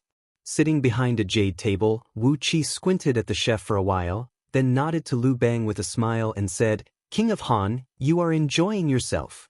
Lu Bang sat opposite Wu Qi with a smile on his face. He was surrounded by dozens of beautiful fairies, and he was holding a petite fairy with both hands, rubbing and groping her in his arms. Upon hearing Wu Qi's words, Lu Bang smiled proudly and said, "I have no great ambition in my life. I just like good wine and beautiful women, and I just want to live a free and unfettered life." A female immortal picked up a red fruit and fed it into Lu Bang's mouth. Lu Bang chewed a few times, then smacked his lips, shook his head, smiled at Wu Qi and said, "That's why I begged the great celestial emperor to send me to Diyu. If nothing unexpected happens, I'll stay in Diyu and never leave Liangzhu. All the beautiful women in Liangzhu are waiting for me to dote on them." Wu Qi narrowed his eyes and smiled. Did Lu Bang just say that he is a man with no great ambition? His words were as fake as they could be. If it were other ministers of Diyu, they might have been fooled by Lu Bang, but Wu Qi knew what kind of person he was. Not to mention Lu Bang, how could Zhang Liang, Han Xian, and Xiao He, who were sitting next to him, willingly submit to a man with no great ambition?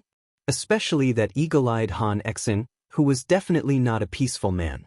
As for Fan Kuai, who stood behind Lu Bang, he was staring at Wu Qi with his teeth clenched, as if he could not wait to rush up and tear Wu Qi to pieces. It was too hypocritical to say that he had no great ambition in his life when he had so many brave men serving him. Although Lu Bang wanted to play tricks, Wu Qi did not want to waste time with him. He knew very well that he was no match for Lu Bang if he played tricks. So, when fighting with such an old fox, it was better to go straight to the point and use the most direct and violent means, which was definitely more effective than beating around the bush and playing tricks. Picking up the large bronze wine vessel and taking a sip, Wu Qi stared at Lu Bang and said with a sneer, "The sacred emperor has given me 108 Kunwu swords and asked me to come to Liangzhu and keep an eye on King of Han's every move. May I ask King of Han, the Celestial Court, the Buddhist League, the 13 great heavenly ghost kings of the ghost realm, or any other people, what are your conspiracies? Please tell me frankly, King of Han, so that I can complete the task assigned by the sacred emperor." Lu Bang was stunned, and so were Zhang Liang, Xiao He, Han Xian, and the others. All of them stared at Wu Qi as if they were looking at a ghost. After staring at Wu Qi for a long time, Lu Bang suddenly laughed and said, Lu Bang, don't understand what you're saying, Marquis of East Sea Province." Wu Qi slapped the vessel with his palm, shattering it into countless specks of dust that drifted in the air. He straightened his back, put his hands on the jade table, and stared at Lu Bang as he said, word by word, "What are you trying to do? Destroy Diyu? Assassinate the sacred Emperor Xianyuan? Seize the right to rule Pangu continent? Please tell me frankly, King of Han. Otherwise, don't blame Wu Qi for pestering you and making it impossible for you to get out of Changle Palace." Grinning coldly, Wu Qi pointed at his nose with his thumb and said, "Remember, My real name is Wu Qi. The name Tanlang is the name of your master, Wu Qi. Lu Bang coughed dryly and interrupted Wu Qi. It doesn't matter what your name is, Marquis of East Sea Province. You can call me kitty or puppy, or even dog dung or cow dung. I don't understand what you're saying, Marquis of East Sea Province. Somebody see our guest out. Han Exen rose to his feet slowly. His whole body was surging with killing intent, and there were 3 stars shooting out of his eyes. He made no secret of his malice against Wu Qi, and his surging killing intent turned into invisible blades that locked onto Wu Qi's body from all directions.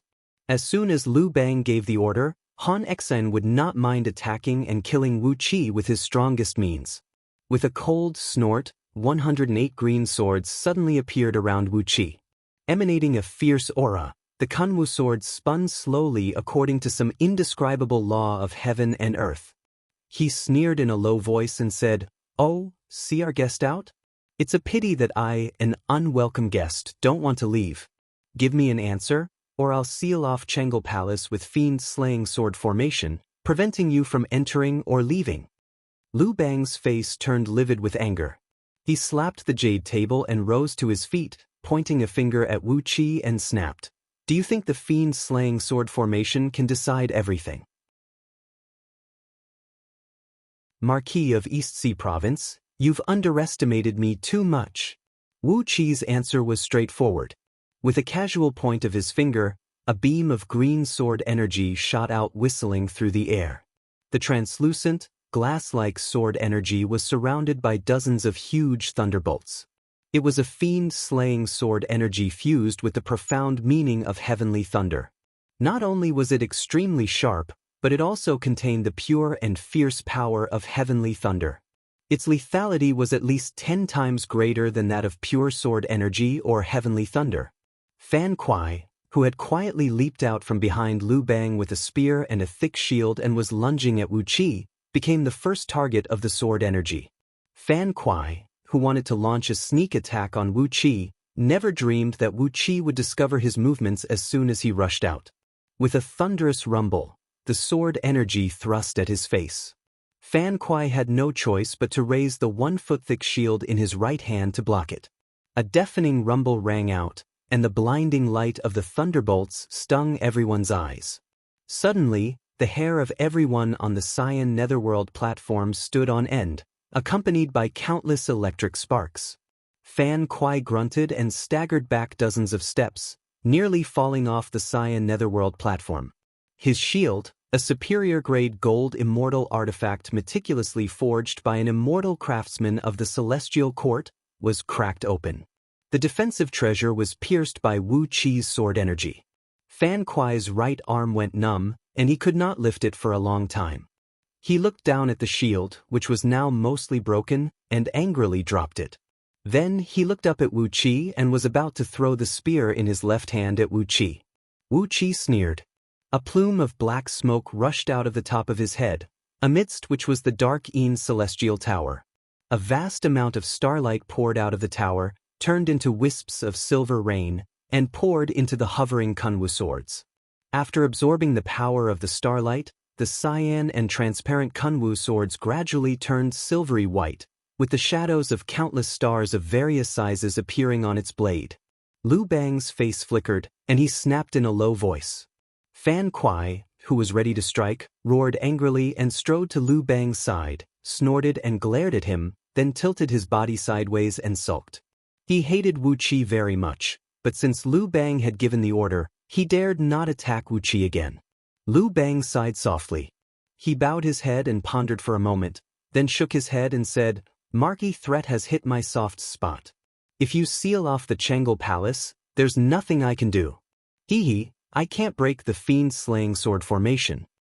Lightly tapping his finger on the jade table, Lu Bang asked indifferently, "Do you know how many resources an immortal consumes in his cultivation, Marquis?" Wu Qi was taken aback by the question. He frowned and pondered for a while, then shook his head.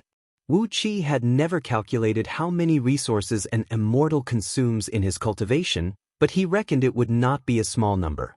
Lu Bang smiled, counted with his fingers, and told the story. For a mortal to cultivate to the Xiantian realm, he would probably need the resources produced in a mountain hundreds of miles in circumference. Herbs, natural energy, and all kinds of other things. A mountain hundreds of miles in circumference that was not considered barren was enough for a mortal to cultivate to the Xiantian realm. If a Xiantian warrior wanted to condense the Jin Dan, unless he was a brilliant genius, he would need the resources of a land thousands of miles in circumference. As long as there was a small energy vein within 1,000 miles to supply him with natural energy and some energy stones to mine, it would be easy for him to condense the Jin Dan.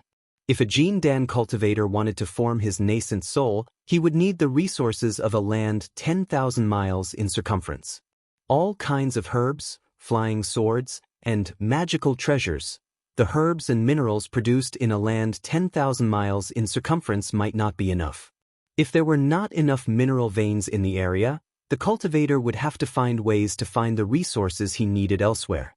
When a cultivator stepped into the nascent divinity realm, he would need even more resources to improve his cultivation base.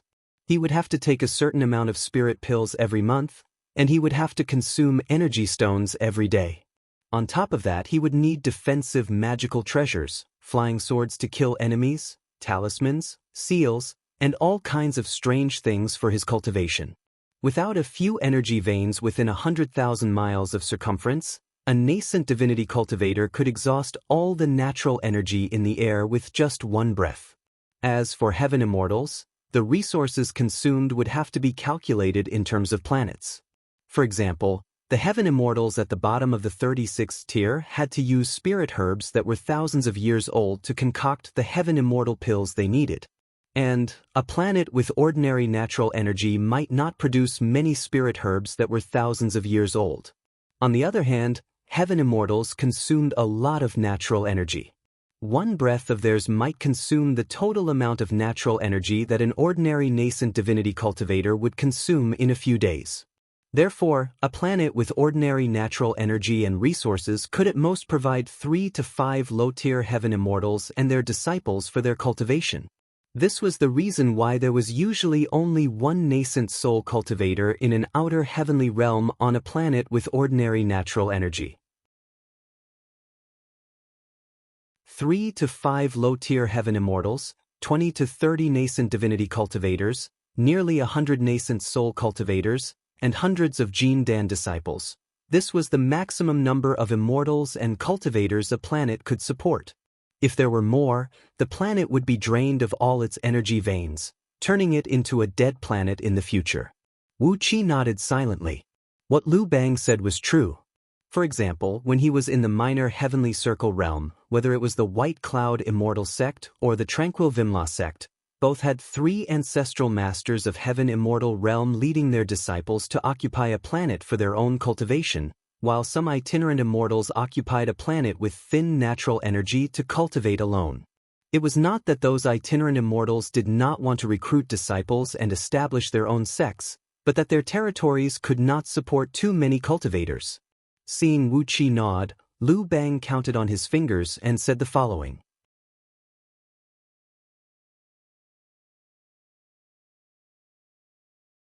Chapter 793. Lu Bang took a big gulp of wine and continued his story. The 36 tiers of heaven immortals were roughly divided into 4 ranks, with each 9 tiers forming a rank: lower-tier heaven immortals, mid-tier heaven immortals, upper-tier heaven immortals, and top-tier heaven immortals.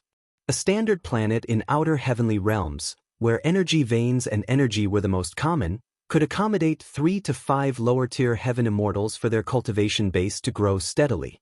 But when it came to mid-tier heaven immortals, they would need all the energy and resources of a standard planet to make their cultivation base grow steadily. As for upper-tier heaven immortals, they would need more than 10 standard planets worth of energy and resources to raise their cultivation base to the level of upper-tier heaven immortals. Moreover, upper-tier heaven immortals required a lot of rare materials to forge, and upper-tier heaven immortal pills that could work for upper-tier heaven immortals required spirit herbs that were tens of thousands of years old to concoct. Spirit herbs that were tens of thousands of years old were extremely rare, so how could they be bred in an ordinary environment? As for top-tier heaven immortals, they needed the energy and resources of 1,000 standard planets. Sometimes, in order to craft a handy natal immortal artifact, a top-tier heaven immortal would even need to excavate all the mineral veins of dozens of planets to extract the rare materials he needed. In outer heavenly realms, it was common for top-tier heaven immortals to use middle-tier immortal artifacts, just like those itinerant cultivators Wu Qi met on Myriad Immortals' planet. They were all so poor that some of them could not even afford a decent immortal artifact.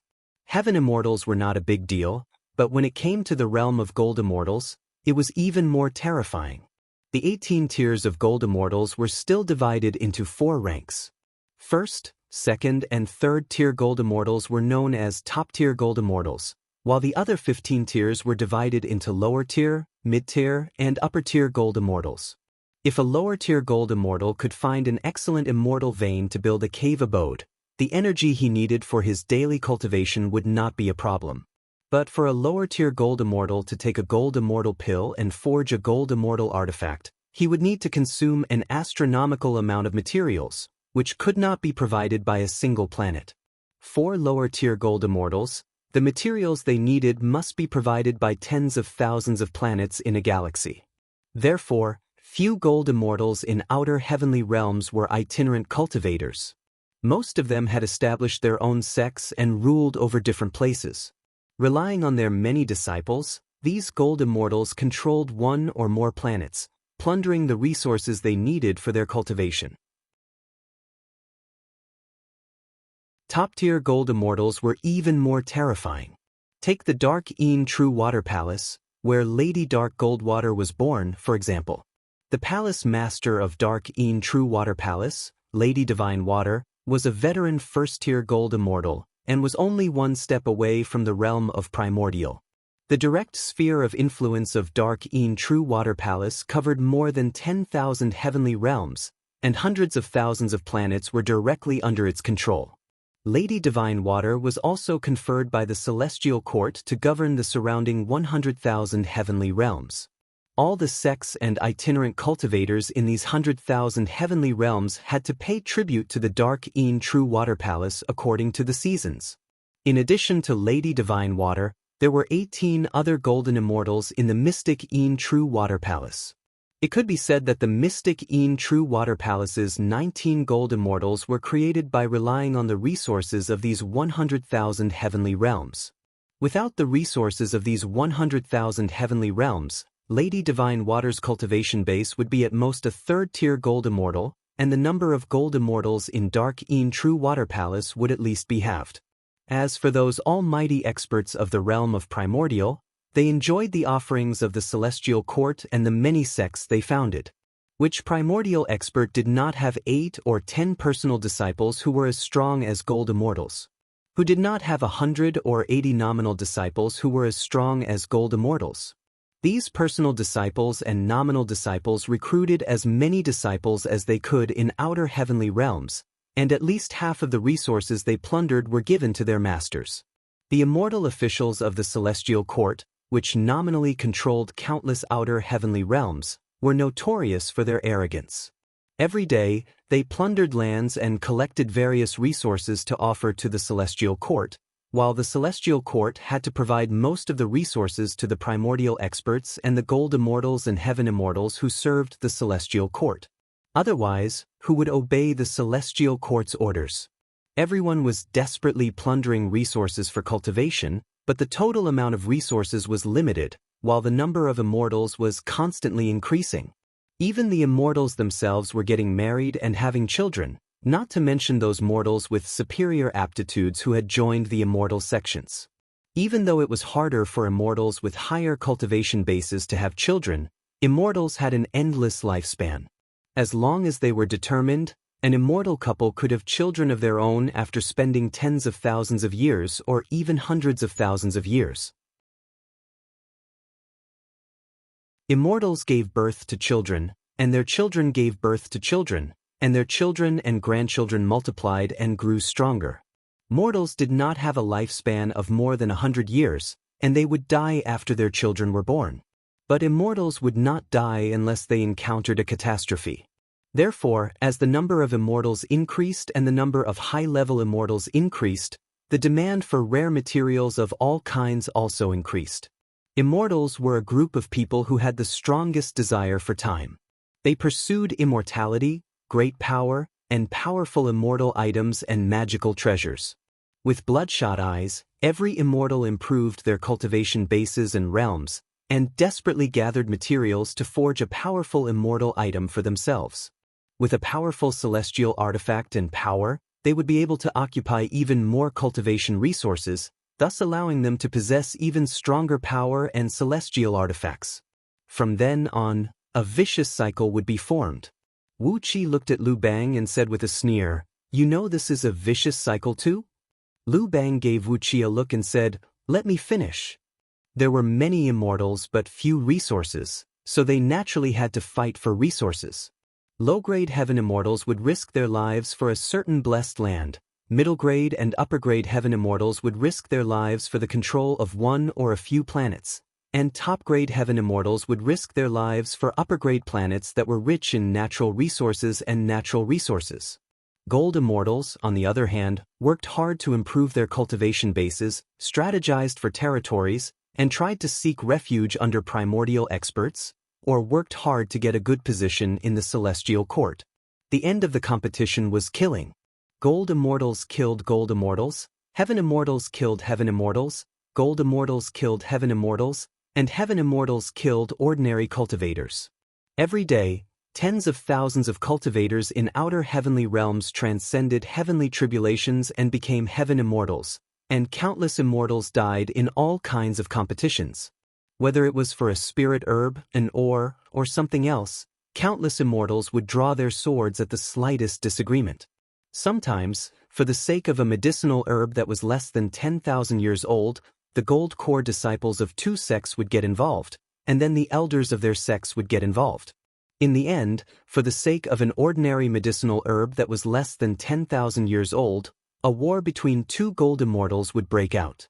On average, a number of heaven immortals died every day, and a number of gold immortals died every year. When these mighty gold immortals and heaven immortals perished, their resentment would linger in the world, unable to transcend. When several eons had passed, the resentment of countless immortals would gather together, causing the heaven secret to give birth to a killing intent that could destroy the world. It was the so-called apocalypse of heaven and earth. When an apocalypse came, even primordial experts would become weaker than pigs and dogs. Since the establishment of the heaven, the current Great Celestial Emperor was already the 3758th Great Celestial Emperor. All the previous Great Celestial Emperors had fallen, and none of them were spared. This showed how terrifying the apocalypse of heaven and earth was. Even the current Lord Buddha, Amitabha, was the 2435th Lord Buddha of the Buddhist League, and all the previous Lord Buddhas had turned into ashes. If a mortal was lucky enough to cultivate to become a heaven immortal, it would only take him 1,000 years. If a heaven immortal could raise his cultivation base by one tier, if he had a good aptitude, good luck, a decent cultivation technique, and did not lack too many cultivation resources, it would take him about 10,000 years to raise his cultivation base by one tier. Even if a second-tier heaven immortal were to break through to the first tier, as long as he had enough resources and good cultivation techniques, it would take him 20 to 30,000 years at most. But it would take several to dozens of periods for a heaven immortal to break through to the gold immortal realm. After becoming a gold immortal, it would take eons of time to break through to the next tier. A gold immortal needed not only powerful magic power, but also a powerful gold immortal artifact to resist the gold immortal thunder tribulation. Therefore, when one reached the gold immortal realm, just collecting materials to forge a gold immortal artifact was a long and arduous task. As for gold immortals becoming primordial experts, well, the latest primordial experts in the 9 heavens had broken through 50 periods ago, and it had been 1,000 periods since a new primordial expert had appeared. On average, with so many immortals in the outer heavenly realms, there would only be one new primordial immortal every 100 million years. But every time an apocalypse came, hundreds of primordial immortals would fall. Not to mention those gold immortals, heaven immortals, and ordinary cultivators, who were no stronger than ants in the eyes of primordial immortals. Every time an apocalypse came, the number of immortals and cultivators who fell was 100 times more than the number of stars in the sky. When the apocalypse of heaven and earth came, all immortals would be plagued by evil karma. For no reason, they would be involved in countless battles. Even if they cultivated in seclusion, they would still be attacked by others for no reason. All kinds of strange karmic entanglements forced all immortals to fight and kill all those who fought with them. Blood would flow like rivers, and corpses would pile up like mountains. This was the apocalypse of heaven and earth that terrified immortals. Sometimes, when the apocalypse was extremely severe, masters would even kill their disciples, sons would kill their fathers, and husband and wife would kill each other. As a fallen primordial immortal of the Fiend League had roared before his death, there was nothing in the world that could not be killed, and only by killing all living beings in the world could one safely transcend the tribulation. As Wu Qi listened to Lu Bang's indifferent narration, he felt waves of numbness all over his body. Was this the apocalypse of heaven and earth? Was this the apocalypse that those lofty immortals had to face every once in a while? Perhaps, for mortals, the apocalypse of heaven and earth that came every few, dozens, or even dozens of eons was illusory, but for immortals who had an infinite lifespan, it was a real threat. Especially for those primordial immortals who had to spend an entire eons in a secluded cultivation, the apocalypse of heaven and earth was like a sharp knife pressed against their chests, making them restless. Taking a deep breath, Wu Qi asked Lu Bang, "What is King of Han trying to say by saying all this?" Lu Bang gave Wu Qi a look and began to speak unhurriedly.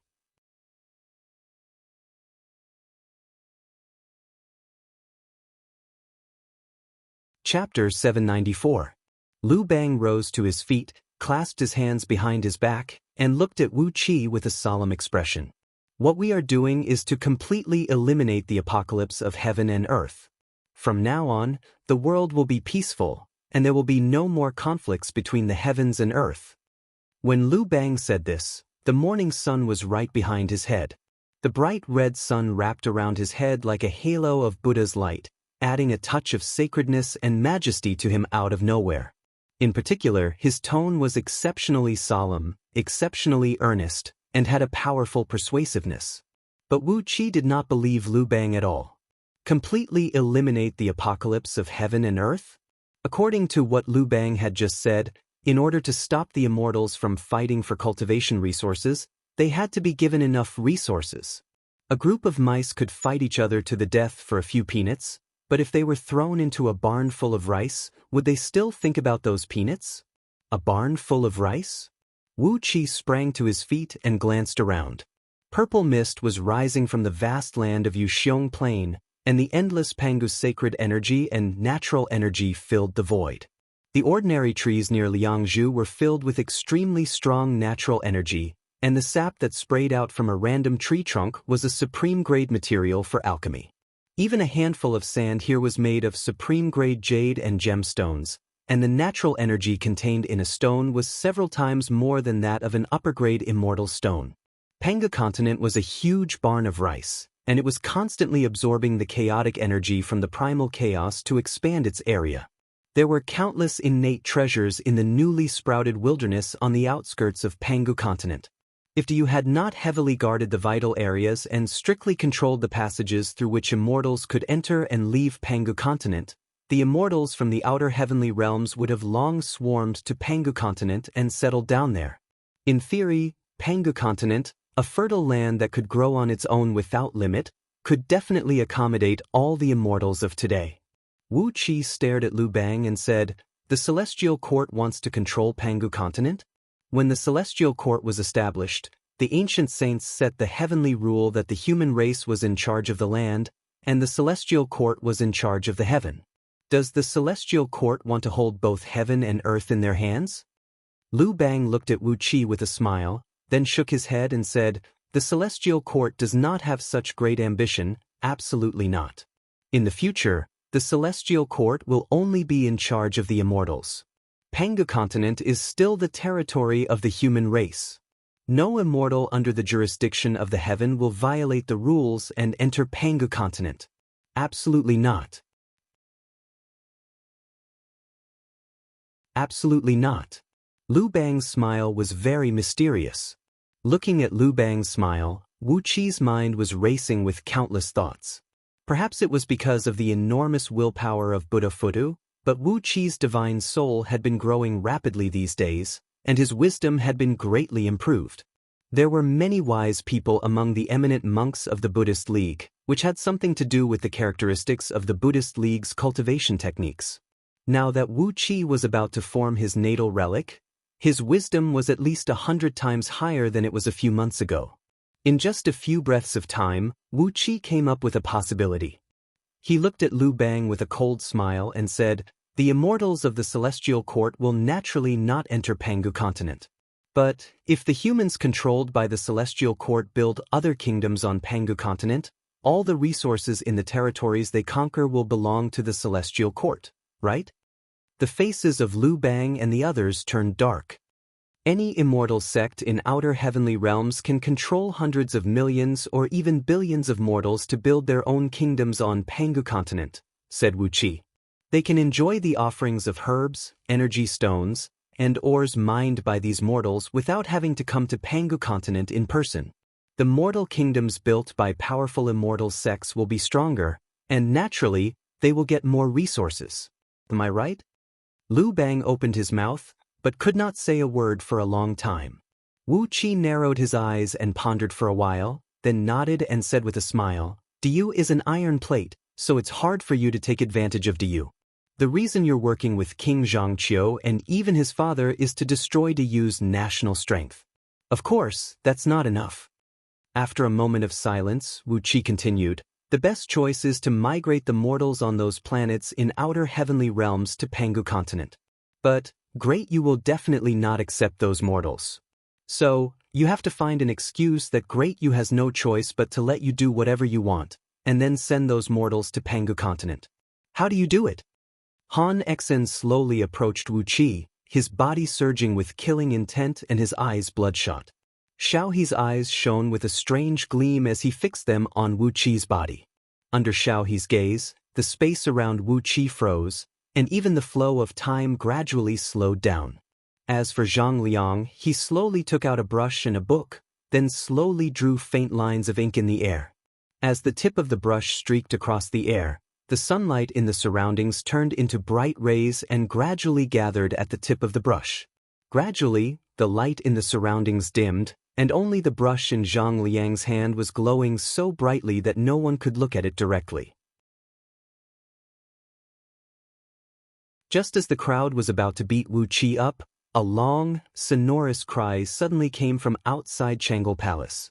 "Marquis of East Sea Province, I'm here as a guest. Why are you still making noise in that fellow's house?" As the cry rang out, Gao flew straight toward them, stepping on a dark cloud. He was followed by hundreds of generals in bright armor, all of whom had the cultivation base of second Panga heaven or above. Lu Bang's face flickered slightly, and he suddenly burst out laughing. "What are you doing? What are you doing? Marquis of East Sea Province is a guest. Why are you making it so tense?" After shouting at Han Xian and the others to leave, Lu Bang lowered his voice and said hurriedly to Wu Qi, "So what if you've guessed our plan? You can't stop us now. I've said so much today, and I'm not afraid that you'll know what we're going to do." Grinning coldly, Lu Bang gritted his teeth and said, "The reason why the human race can monopolize the fortune of heaven and earth is nothing more than Pangu's legacy. Half of the human bloodline comes from Pangu's blood essence. Furthermore, the Wahuang clan has been taking care of the human race. Otherwise, with the current strength of the celestial court, they would have conquered Pangu continent long ago." Taking a deep breath, Lu Bang said triumphantly, "To tell you the truth, a few seniors of the same generation as the Wahuang clan have shown up.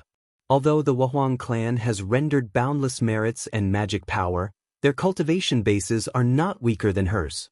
She can no longer protect the human race this time." Laughing strangely, Lu Bang clapped his hands and said, "Somebody, send our guest away. Gao, King Yufeng, you are not welcome here. Please leave now, or I'll report you to the human emperor and report you for your disrespect. If you dare to mess around in my mansion, you will be the culprit who destroyed the brotherhood between the celestial court and the imperial court of Diyu. Gao spat out a mouthful of saliva and spat loudly. Wu Qi gave Lu Bang a look, then turned and left without saying a word, dragging Gao out of Changle Palace.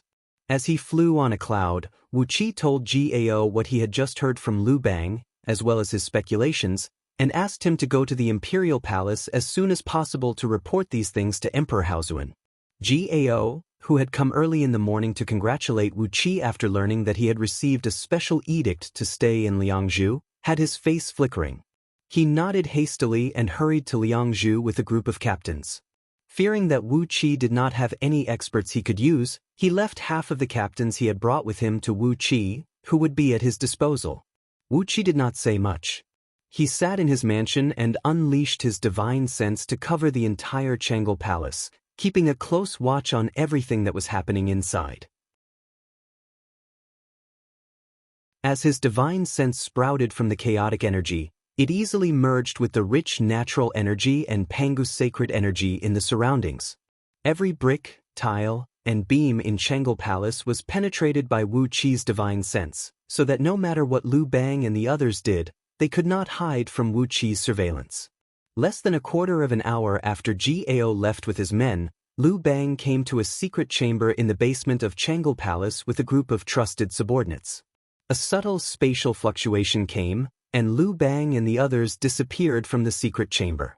Wu Qi carefully examined the spatial fluctuation with his divine sense. It was a fluctuation unique to short-distance teleportation formations, and according to the direction of the fluctuation, Lu Bang and the others had entered Liangzhu directly, where they had set up a corresponding short-distance teleportation formation. Wu Qi could not help but smack his lips. Setting up a teleportation formation in Liangzhu was a violation of Diyu's prohibition. Even a prince of Diyu would have his entire clan wiped out if he was found to have set up such a formation in his mansion, let alone someone like Lu Bang who had used the formation to enter Liangzhu. How could the human emperor endure this when an immortal king of the celestial court could enter Liangzhu without anyone knowing? Did that not mean that those primordial immortals of the celestial court would be able to enter and leave Diyu's imperial palace with ease?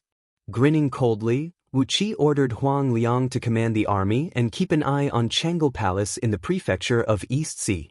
Then he flew up into the sky and sped toward Liangzhu. He stood on a hill outside Liangzhu, hiding behind a big tree. Not long after he waited, he saw a green flying ship flying out of Liangzhu at an incredible speed. It was made of rootless wood and covered with a layer of Gale's tail feathers, hovering in the air. The flag of King Baishan was hung on the ship, and standing at the head of the bed was a young man who looked 70% like King Zhangqiu. The young man had very high cheekbones, a thin face, and a hooked nose that King Zhangqiu did not have. His eyes flickered with a cold gleam as he glanced around, and his thin lips gave off a mean, ruthless, and vicious air. At first glance, one could tell that he was not an easy person to get close to. The speed of the flying ship was so fast that it was almost as fast as the teleportation of a peak-level gold immortal. In just a blink of an eye, it had sped far away. Just as the ship flew over his head, Wu Qi transformed into a wisp of smoke and flew up to it, clinging tightly to the deck.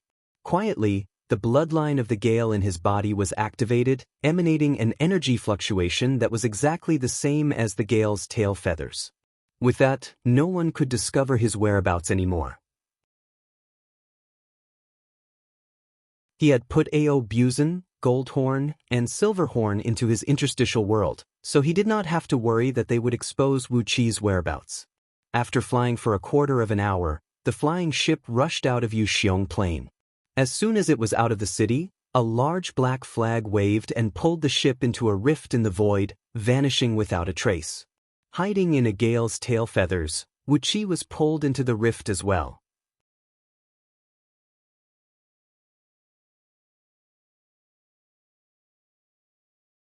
Chapter 795. In the dark and misty space, there would occasionally be streaks of rainbow-colored light traversing across. They varied in thickness, with the thickest being 10,000 miles in circumference and the thinnest only as thick as a man's waist.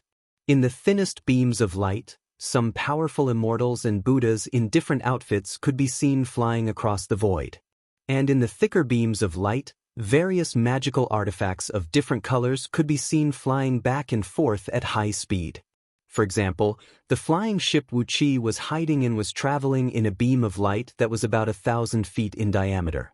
Not far away, in another beam of light that was about 10,000 miles in diameter, a continent with excellent natural scenery was traveling across the void with a dull rumble of thunder.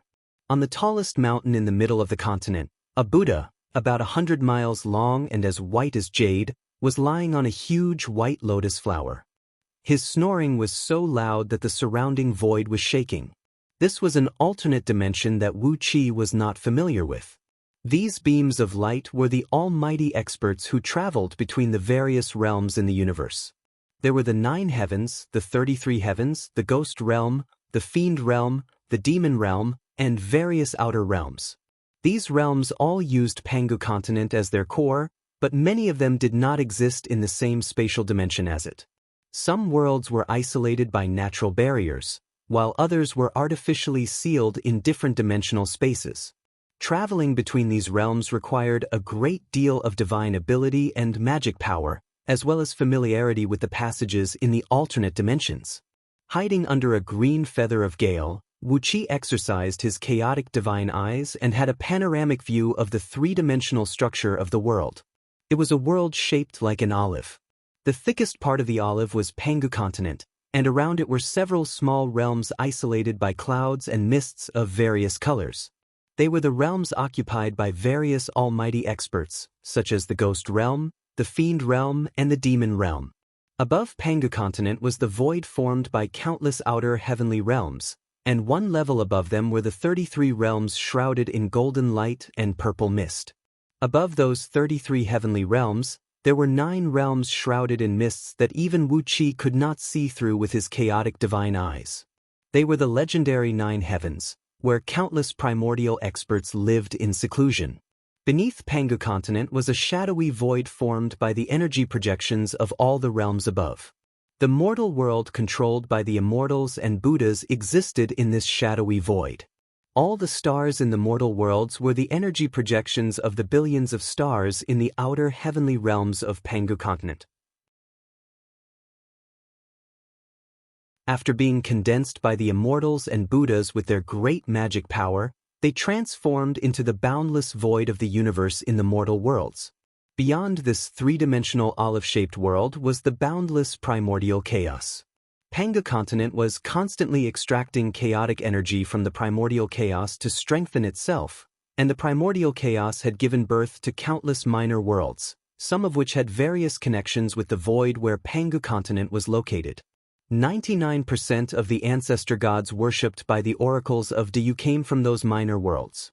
The fiends from the outer realms, who struck terror into the hearts of immortal cultivators, also came from this primordial chaos.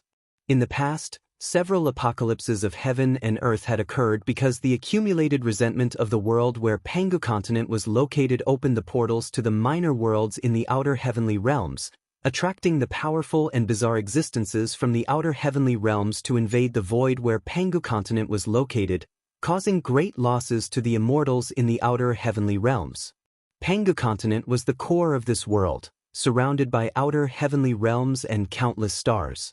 Therefore, whenever there was an invasion from the outer heavenly realms, the forces of the celestial court and those itinerant immortals stationed in the outer heavenly realms would naturally be the first to bear the brunt. The reason why Diyu dynasty was able to station its forces in outer heavenly realms was that the celestial court had forced Diyu to station its forces there after suffering several losses in silence. It was clear that the celestial court wanted more cannon fodder as a shield, and Diyu was more than happy to expand his influence in the outer heavenly realms. Therefore, both sides hit it off, and that was how the protector of the people like Yumu was stationed in various heavenly realms. After glancing around with his chaotic divine eyes and branding the specific spatial structure of this world into his divine soul, Wuqi studied the almighty experts who were shuttling back and forth in the void. His heart sank. The flying ship had been flying at top speed in the void for 24 hours, And all the people he saw were immortals and Buddhas from the Immortal League and the Buddhist League. They were shuttling back and forth in the outer heavenly realms like a school of carps in the river, and he had no idea what they were busy with. He did not see Oracle Deyu among them. Clearly, Deyu was only guarding the foundation of Pangu continent, and had ignored the strategic importance of the outer heavenly realms. In fact, the people of the heavenly court and the Buddhist sects had already set up several important checkpoints in the void. It was a small planet, about 1,000 miles in diameter, that Wu Qi had seen 6 hours ago, hovering alone in the boundless void. There were palaces and pavilions on it, and 36 layers of defensive formations were deployed, with 100,000 heavenly soldiers and heavenly generals stationed on it. In Wu Qi's eyes, the outposts on this planet were enough to choke off the passage leading from Pangu continent to the Fiend realm. If someone from Deyu wanted to go to the Fiend realm to do something, as long as they broke through the void from Pangu continent into this boundless alternate dimension, they would not be able to avoid the eyes and ears of the heavenly soldiers and heavenly generals stationed on this planet. Wu Qi had seen dozens of similar outposts along the way. The people of the Celestial Court and the Buddhist League had cut off almost all the passages leading from Pangu continent to the outer heavenly realms. No wonder Prince Chongqing had to use such a roundabout method to sneak Wu Qi back to Pangu continent from the mortal world. The real passages had been cut off, and they could cut off the connection between Pangu continent and the outer heavenly realms with just a few experts stationed in the void. In other words, the coordinates of the teleportation formations deployed by Prince Chongqing and the others in the mortal world were not known by anyone, so there were still a few passages left. Wu Qi shook his head. He was too lazy to think about Deyu's future. That was something for people like the Yellow Emperor Xianyuan to worry about. Carefully, Wu Qi produced Dark Yin's celestial tower and made it hover over his head, quietly accelerating the flow of time a few feet around him. After advancing from a 5th-tier gold immortal to a 2nd-tier gold immortal, Wu Qi was now able to accelerate the flow of time in the tower by 500 times. With the acceleration of time by 500 times, a day had passed in the outside world, but a year and a half had passed in the distorted vortex of time where Wu Qi was located. The flying ship of Lu Bang and others had been flying in the void for 10 days and 10 nights. With the acceleration of time by 500 times, Wu Qi had gained a dozen years of peaceful secluded cultivation.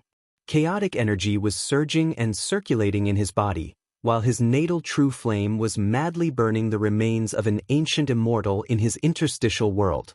Specks of golden light kept being stripped out of the remains and fused into Wu Qi's bones. The strength of Wu Qi's bones grew stronger with each wisp of golden light they absorbed. As time went by, when 3 months had passed in Wu Qi's time, he had completely digested the remains of the immortal. The bones all over Wu Qi's body had turned purple gold, transparent like crystal. His bone marrow had turned a deep purple, as smooth and delicate as the finest purple jade, exuding a strong aura of life. By now, the strength of Wu Qi's bones had become so strong that he could not even tell. Anyway, when he carefully cut himself with the blood centipede sword, it only left a tiny mark on his phalanges. The purple gold bones, purple bone marrow, and the new blood in Wu Qi's body had taken on a faint purple gold hue. The chaotic energy contained in his blood cells was 1,000 times stronger than before, 1,000 times stronger. Moreover, his blood had become as sticky as ointment, exuding a faint fragrance like supreme-grade chalcedony. By now, Wu Qi's blood had also become a natural treasure, which had the miraculous effect of bringing the dead back to life. It was said that primordial immortals often use their own blood to concoct primordial immortal pills. After discovering the changes in his blood, Wu Qi finally believed the rumor. The enormous willpower of Buddha Futu in his spiritual ocean had been completely digested, and the chaotic energy around him was 10,000 times stronger than before. Because of the Kunwu sword's purification, the chaotic energy had also been compressed by more than 100 times. Now, Wu Qi could only use the simplest 5 thunder spell, but its power was at least 1,000 times stronger than before. The great light indestructible Amitabha treasure scripture had also allowed Wu Qi to cultivate it to the realm of minor success. Buddhist cultivation techniques focused most on nourishing one's divine sense and divine soul, so Wu Qi's divine soul was now dozens of times stronger than before. His intelligence was clear, his Tao heart was smooth, and his understanding of the heavenly Tao had improved significantly. With such a powerful divine soul, Wu Qi spent the next dozen years carefully integrating all the cultivation techniques he had mastered, and deduced the cultivation techniques of the Mortal League, Immortal League, Buddha League, and Fiend League to the peak state of Gold Immortal Realm. Now, his bones were strong, his fleshly body strong, and his magic power vast and boundless. With the improvement of the realm of Tao Heart, he naturally reached the peak state of Gold Immortal Realm. With one foot in the realm of Primordial Immortal, and the other in the realm of Gold Immortal, this was Wu Qi's current situation. Originally, with the help of the great Tao inherited from the Song of Gale, Wu Qi could easily push his realm to the realm of Primordial Immortal, but unfortunately, his natural energy was not enough to support him to make the breakthrough. The energy stored in the Dark Een Celestial Tower was completely consumed by him, and all the energy stones and immortal stones he brought with him were all devoured by the Tao Tai soul. As a result, there was no energy left in him for him to absorb and use. Now that he was hiding on a flying ship, he could not absorb the natural energy from the outside world, or he would attract the attention of Liu Bang and the others. Although his interstitial world contained large energy veins plundered from several planets, they were the foundation for the development of his interstitial world. Wu Qi would never do something like killing the goose that laid the golden eggs before his interstitial world was fully developed. He could not wait to replenish the energy veins from the outside world, so how could he absorb the natural energy from his interstitial world? Therefore, Wu Qi could only stay in the realm of peak-level Gold Immortal, staring helplessly at the half-opened door of Primordial Immortal Realm in front of him, drooling. Yuxiong Plain. At this moment, Wu Qi missed the inexhaustible natural energy in Yuxiong Plain. He had made up his mind to stay in Yuxiong Plain for a long time, not only for himself, but also if he wanted to use Dark Een Celestial Tower to cultivate his direct subordinates in the East Sea Province, he would need the support of an enormous amount of natural energy. After all, Dark Een Celestial Tower could not produce natural energy by itself, and all the natural energy had to be absorbed from the outside world. Unable to make a breakthrough, Wu Qi could only spend the next few years studying the vast amount of ancient scriptures in his mind, gradually perfecting the various divine abilities and mystic techniques in them. Gradually, he compared the Inferno Hell Fiend scripture and a few other less outstanding cultivation techniques with the profound mysteries of the Song of Gale and the Great Light Indestructible Amitabha treasure scripture, until they reached the realm of peak-level Gold Immortal. Just as Wu Qi was immersed in the boundless mysteries, the flying ship suddenly slowed down. Liu Bang and the others had arrived at their destination.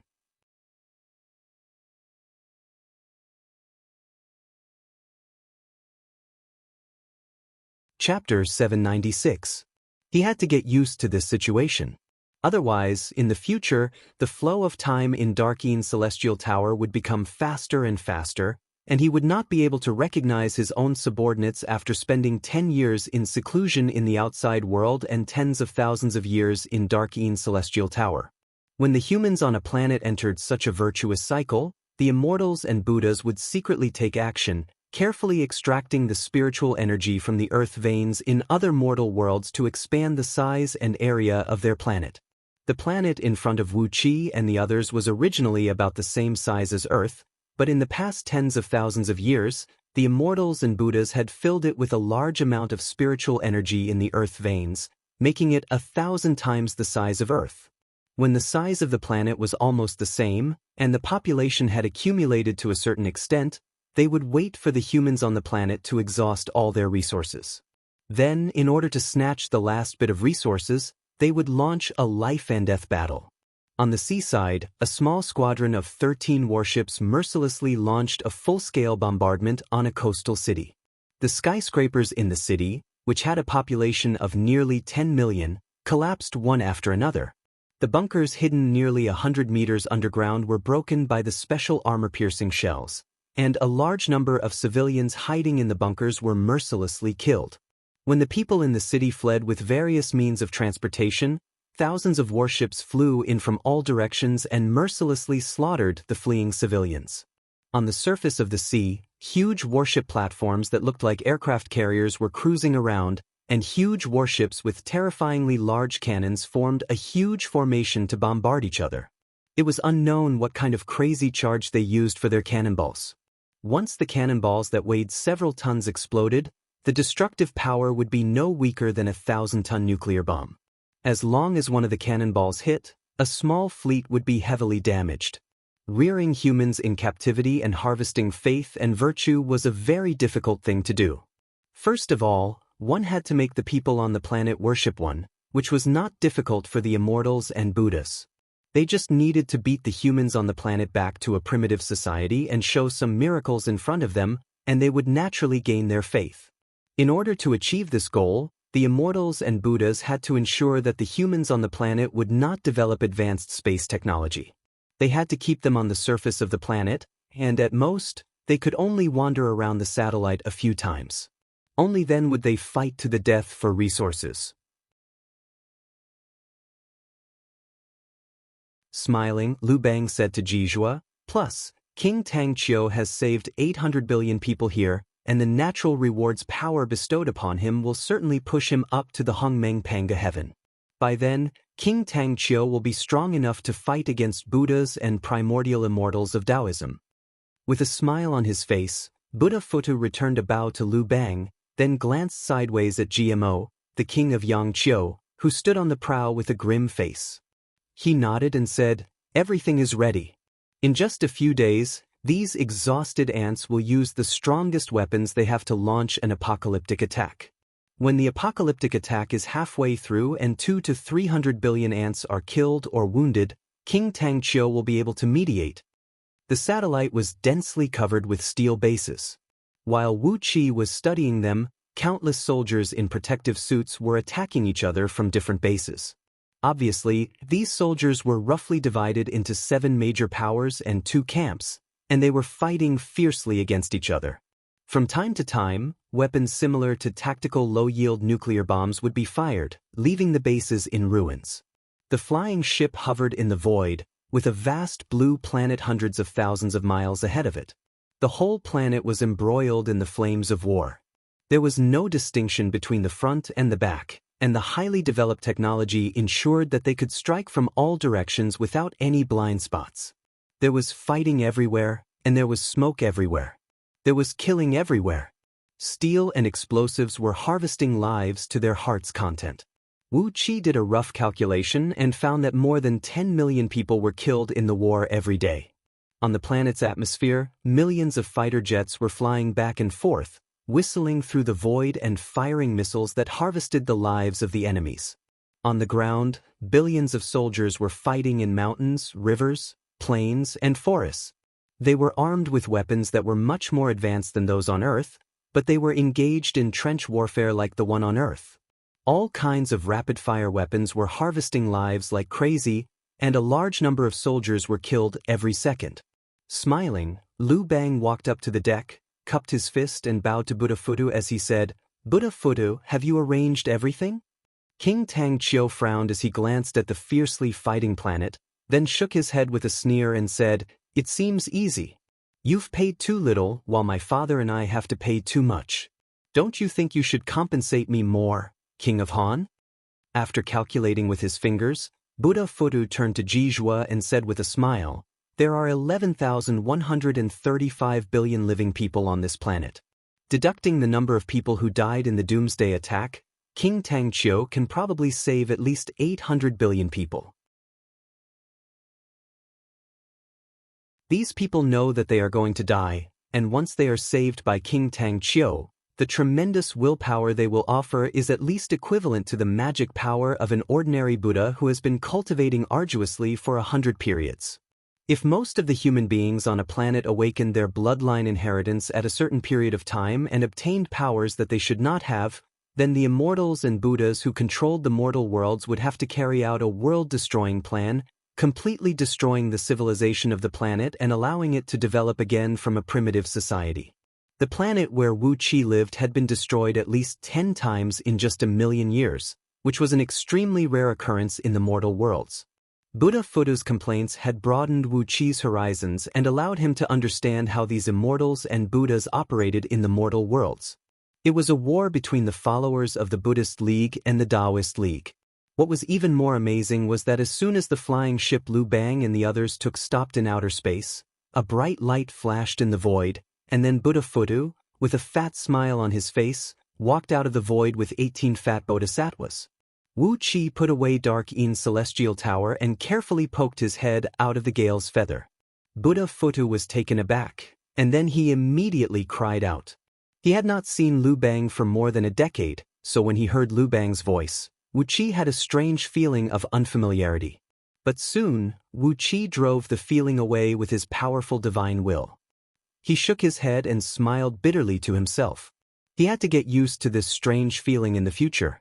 Whether he cultivated in Dark Ein's celestial tower or went into a secluded cultivation, this strange feeling of unfamiliarity was inevitable in the future. Lu Bang's face froze, while Buddha Futu jumped to his feet as if he had been stabbed in the butt. Buddha Futu growled in a hoarse voice, "It seems easy? Do you know how much time and energy it takes us to run a planet like this? Do you know how much capital we have to spend to run a planet that can be harvested in the mortal worlds?" It must be said that it was a huge and complicated systematic project. Many times, immortals and Buddhas would be punished by the heavenly rules when they secretly interfered with the development of human society. Therefore, it took an average of half an eon to run a mature, perfect, and harvest-ready mortal world like this planet. In this half an eon, the immortals and Buddhas had to pay a heavy price in order to interfere with and reverse the development of human society and make it develop according to the path they had set, and the effort they had put in was incalculable. Frowning, Wu Qi looked at the blue planet in front of him. Its shape, the distribution of continents, and the shapes of the continents and islands were 90% similar to that of Earth. Even the satellite near it, which should be the moon, was no different from the moon seen on Earth. Even the appearance of the largest craters on the planet was 99% similar. They had to take good care of the people on the planet and carefully let them develop according to the path set by the immortals and Buddhas. They had to make their science and technology extremely advanced, but their moral beliefs extremely corrupt, turning them into a world full of material desires. Yet, they still had a little faith in the immortals and Buddhas. This was the ideal development model. According to the experience of the immortals and Buddhas, in a society like this where the science and technology were extremely advanced and the moral beliefs extremely corrupt, very few people could awaken those things inherited in the human bloodline. When Wu Qi left Earth through the teleportation formation, Earth had a population of about 7 billion, and this planet had a population of about 1 trillion. With a population of about 1 trillion on a planet, one could imagine how congested it was. The only difference from Earth was that this planet was much larger than Earth. Its surface area was about 1,000 times that of Earth, and its gravity was about 3 times that of Earth. When Wu Qi scanned the planet with his divine will, he found that the number of people living on this planet was about 1,300 times that of Earth's current population. Every time the world was destroyed, the immortals and Buddhas who carried out the execution would have to instigate natural disasters and slaughter a large number of humans. Therefore, they would suffer a fierce counterattack from the laws of the heavenly Tao, and all kinds of heavenly tribulations would descend. This was a great burden for the immortals and Buddhas who carried out the plan. There was once an immortal and Buddha of the primordial realm who carried out the plan on a vast planet that had suddenly entered a state of collective bloodline awakening. The flood that lasted for 7 days and 7 nights killed trillions of mortals on the planet. As a result, when the heavenly tribulation descended, the primordial immortal's immortal body was shattered, and he was immediately reincarnated. After that, the human race had to develop and grow stronger. More people meant more faith and more virtues. But, in the process of development, one had to pay attention to the development of the race at all times, and not let it get out of control. If, like on Earth, a member of a race suddenly awakened the bloodline inheritance and obtained the bloodline memories, the race had to be wiped out. Gently patting his face, Wu Qi fixed his eyes on Buddha Futu. The battle flags of the two camps were also very interesting. One of them depicted an angry wisdom king wrapped in flames and standing on a red lotus throne. When the warriors of this camp charged forward, they were always muttering the name of a great bodhisattva who slays demons and slays devils. The other flag depicted a middle-aged immortal sitting cross-legged on a jade lotus throne, with 3 streams of white smoke rising into the sky from the top of his head, in each of which was a golden armored god of war. When the warriors of this camp fought, they were subconsciously reciting a Taoist scripture about slaying demons and calming spirits. You're tuning in to the Passion Pages YouTube channel. We're so grateful for your support, and don't forget to subscribe to join us on this incredible journey through captivating stories. Your generosity through donations truly makes a world of difference, as it's the primary source of revenue that allows me to expand and enhance this channel for you. Thank you from the bottom of my heart for being a part of this adventure.